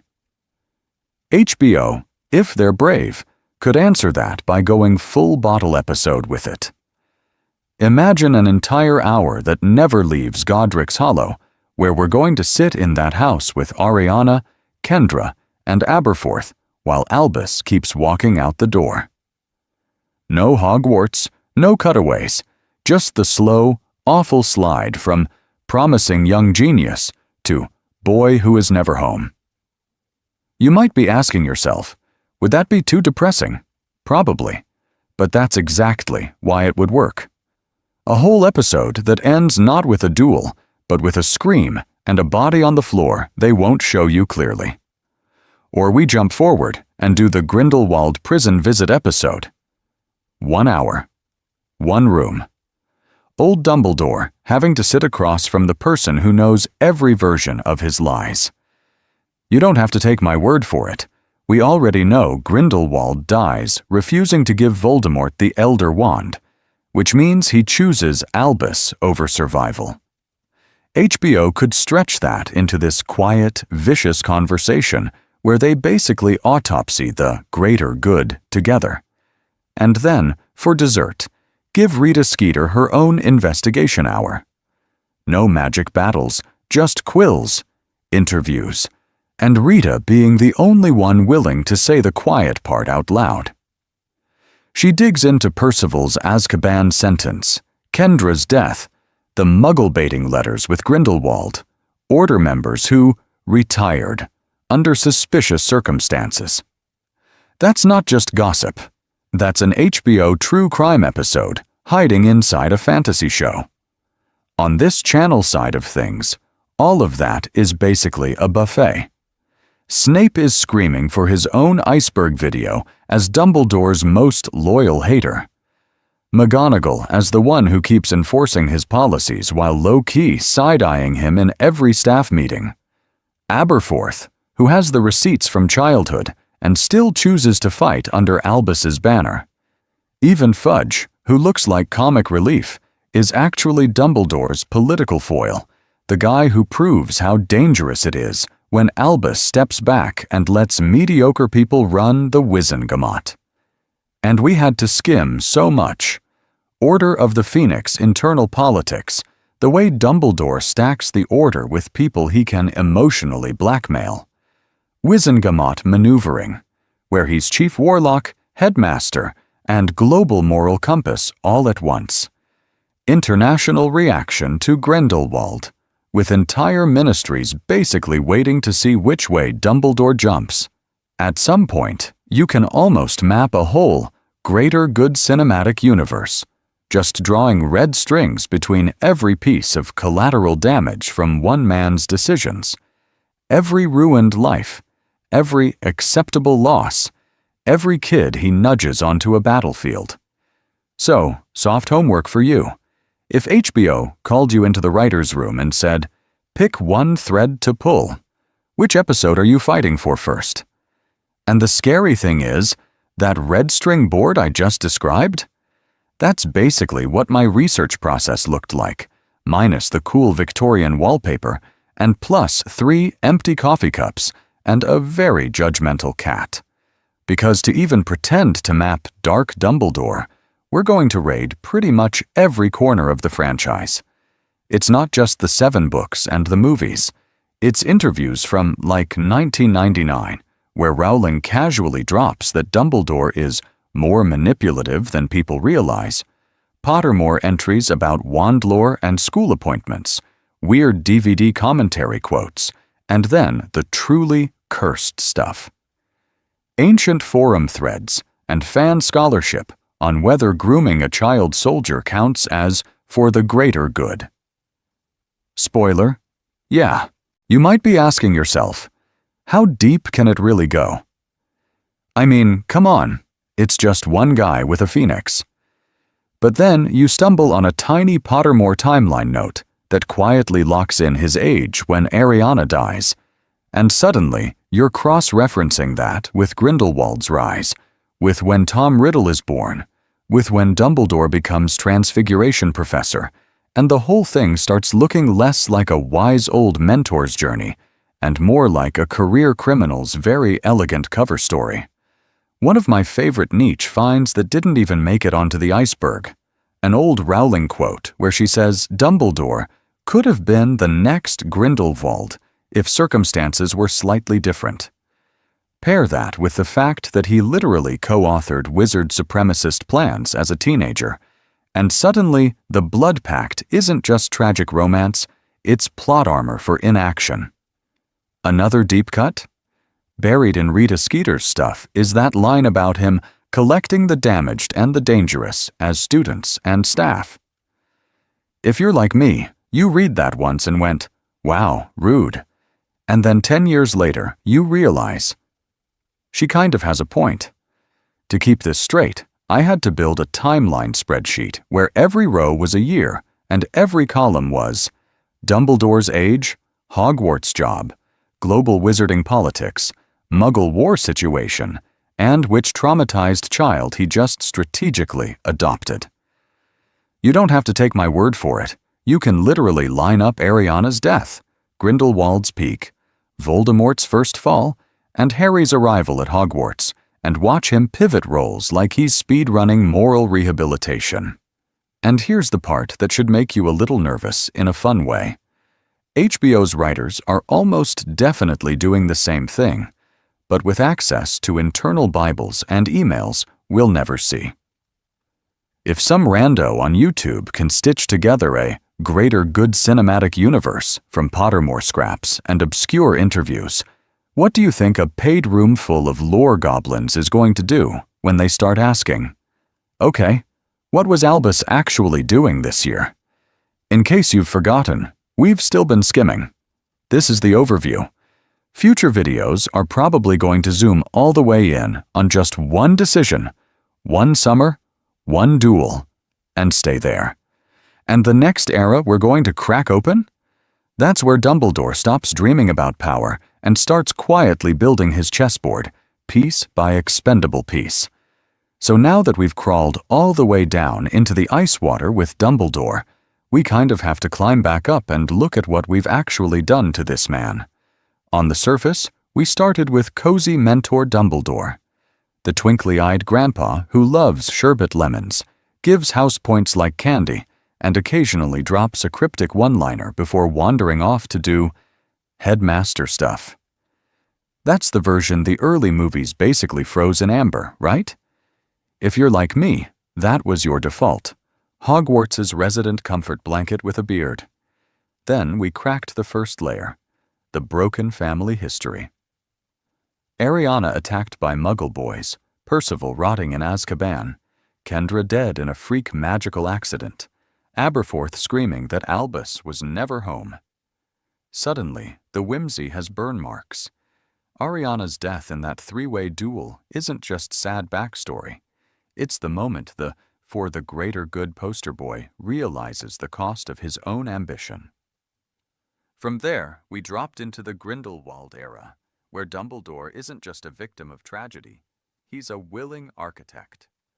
Co-writing plans about wizard supremacy, dreaming about Hallows-powered rule over Muggles, sealing it all with a literal blood pact so he physically can't face the monster he helped create. You might be asking yourself, how do you go from that guy to the calm headmaster who tells Harry love is the most powerful magic? That gap is the whole point.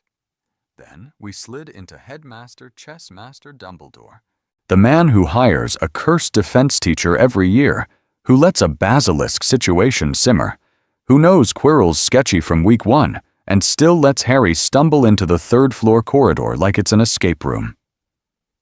After that comes wartime General Dumbledore, building the Order, weaponizing prophecy, turning Snape into a double agent, sending children into danger because every move is part of a war map we never see. And finally, we hit the bottom. Sacrificial Planner Dumbledore. The guy who raises Harry as a pig for slaughter, times his own death, scripts Snape's future, and withholds the Hallows, the Horcruxes, and the full truth until Harry is too invested to walk away. That's the really dark mirror of his "for the greater good" youth. The ideology never dies, it just gets quieter and more polite. Here's where HBO gets scary. A long-form series has the time to sit in every one of those layers. We're going to see Ariana's trauma instead of hearing a paragraph about it. The blood pact as an actual visual curse hanging over Albus. The Grindelwald summer as a slow-burn romance and radicalization, not a two-line confession in King's Cross. I mean, come on. You don't have to take my word for it. Just imagine the cross-cutting between Rita Skeeter's glowing documentary and Aberforth's version in The Hog's Head. When you stack it all, our perception of Dumbledore shifts from infallible grandpa to deeply flawed, sometimes terrifying strategist who is always 3 moves ahead and occasionally willing to sacrifice the pawn that thinks it's the hero. But this isn't character assassination. It's character completion. HBO doesn't have to tear him down. It just has to turn the camera a little, let the shadows in, and finally show the Dumbledore the books were whispering about the whole time. And once you let those shadows in around Dumbledore, something weird happens. The whole series kind of snaps into sharper focus, like when you realize the cozy British boarding school story is also about state-sanctioned child soldiers and soul-eating prison guards. A Dumbledore who is morally compromised doesn't break Harry Potter.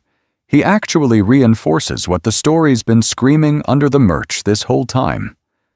Institutions and heroes are not sacred. Hogwarts looks whimsical. The Ministry looks official. The Order looks noble. But in case you've forgotten, every single one of those structures fails catastrophically at basic child safety. Dumbledore isn't the exception. He's the mascot of that failure. He's the headmaster who leaves a basilisk problem to the kids, the ex-revolutionary who quietly raises a pig for slaughter because the system around him is too cowardly or corrupt to face Voldemort head-on. You might be asking yourself, doesn't that just make everything depressing? I don't think so. It makes Harry's journey way richer. If Dumbledore is pure Gandalf grandpa, Harry's job is to obey the quest log. When Dumbledore is the guy who once wrote wizard supremacy plans with Grindelwald for the greater good, Harry has to build his own moral compass in real time. Think about Deathly Hallows. Harry spends half the book angry at this dead man he thought he knew, sifting through Rita Skeeter's hit piece, Aberforth's accusations in the Hog's Head, and his own memories. That's not just lore. That's a kid realizing his mentor is both brilliant and dangerously willing to treat people as chess pieces. And when the show actually leans into the cost of Dumbledore's choices, the wins stop feeling like destiny and start feeling earned. Ariana's death hanging over every scene with Aberforth. The blood pact with Grindelwald sitting there as a literal plot device made of guilt and inaction. Snape being weaponized by Dumbledore's promise to keep Lily safe, only to be roped into a lifetime of spying and eventual assisted suicide. I mean, come on. If you're like me, you reread those chapters and realize the triumph of love ending is built on a very ugly scaffolding. Seeing that on screen doesn't ruin the magic. It makes the wizarding world feel like a place where history hurts and people pay for their ideals. And that ties into us, the audience, aging out of the cupboard under the stairs. Growing up with Harry Potter kind of means accepting that our childhood heroes get complicated on reread. You don't have to take my word for it. Go back and look at how often the books undercut their own legends, from the brave marauders bullying Snape to the boy who lived being literally groomed for martyrdom. A darker Dumbledore is just the text, read with adult eyes instead of Hot Topic glasses. So if HBO actually commits to that version, we're going to be watching a very different story than the one we grew up with. And in a second, I want to talk about what that would do to everything from the Sorting Hat to the final battle. And that brings us to you, sitting there with your adult eyes and like 12 years of internet discourse rattling around in your brain. After everything we've gone through on this iceberg, who is Dumbledore to you now? Is he still the twinkly-eyed grandpa wizard, a kind of necessary evil playing 5D chess with children? Or are we edging into, this man is one bad day away from being the final boss territory? Because if you're like me, you probably bounced between all three while we were talking. 1 minute it's, sherbet lemon. The next minute you remember he literally raised Harry as a pig for slaughter, and you're suddenly rethinking that Hogwarts house pride tattoo. So I want you to actually pick a lane in the comments. Hero, necessary evil, or low-key villain. No cop-out, complex character answers. Commit to the bit, and then defend it. You might be asking yourself, okay, but where did he actually lose me? And that's exactly what I want to know. Was it some mid-level stuff, like the way he keeps sending kids into danger and calling it education? Was it the deeper lore about teenage Albus in Godric's Hollow, drawing up wizard supremacy plans with Grindelwald while Ariana is literally breaking down in the next room? Or did it take the bottom of the iceberg, where he's calmly explaining in King's Cross that, yeah, he groomed a traumatized child to die so his own, for the greater good phase could finally be over? Tell me which specific moment snapped the halo for you. Percival attacking the Muggle boys and Albus never really unpacking that? The blood pact with Grindelwald that let another Dark Lord rise while Dumbledore played eccentric headmaster? Aberforth screaming at him at Ariana's funeral? Or are you still in the camp of Rita Skeeter was being dramatic, he did what he had to do? Then, let's talk HBO. How far do you actually want them to go with this? Should they lean all the way into the horror of a man who once dreamed of ruling Muggles and later turned Harry's entire childhood into his redemption arc? Or do you want them to keep some of that cozy movie ambiguity, where the worst stuff stays half off screen, and we can still buy the chocolate frog card without feeling like we're funding war crimes merch? And because you don't have to take my word for it, pitch me scenes. How would you show Dumbledore at his absolute worst? A quiet, domestic moment where he chooses a letter to the Dursleys overtaking Harry himself?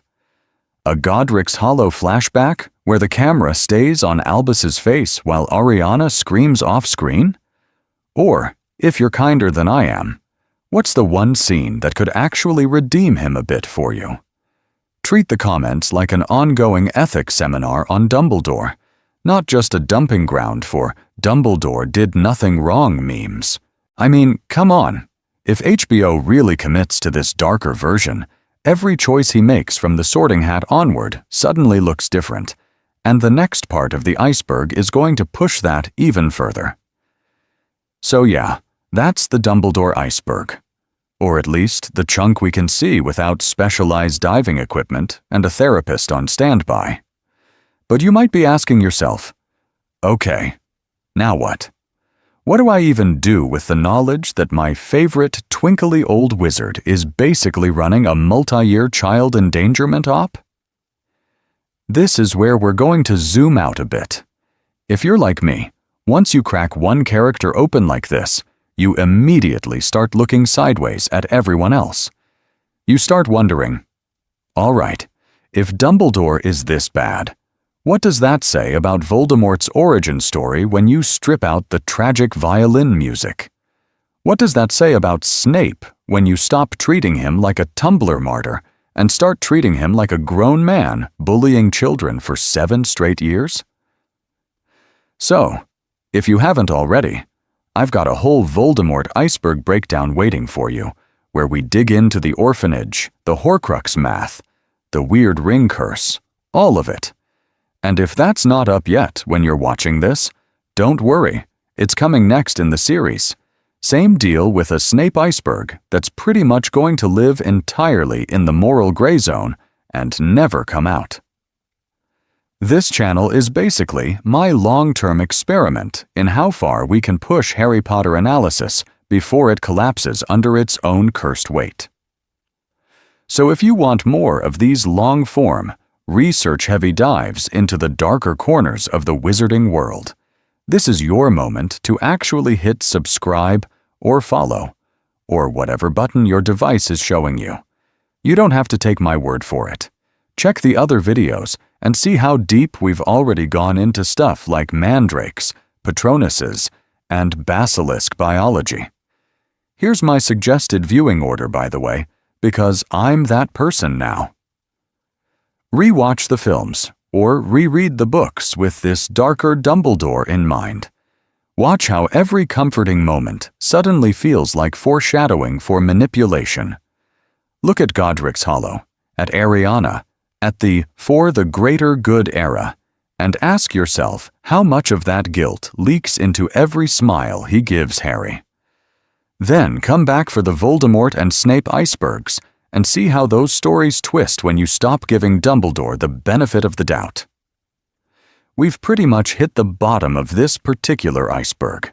We've gone from sherbet lemon grandpa to architect of a child soldier prophecy and scraped along every sharp edge in between. But this universe is not one iceberg. It's a whole frozen sea. There are Ministry icebergs, Death Eater icebergs, even a House Elves and Goblins labor rights iceberg that is going to be a lot. So stay tuned, keep your notifications on if you want to catch the next descent in real time, and maybe keep a blanket nearby for emotional support. And until then, keep your sherbet lemons close, and your morally dubious headmasters closer.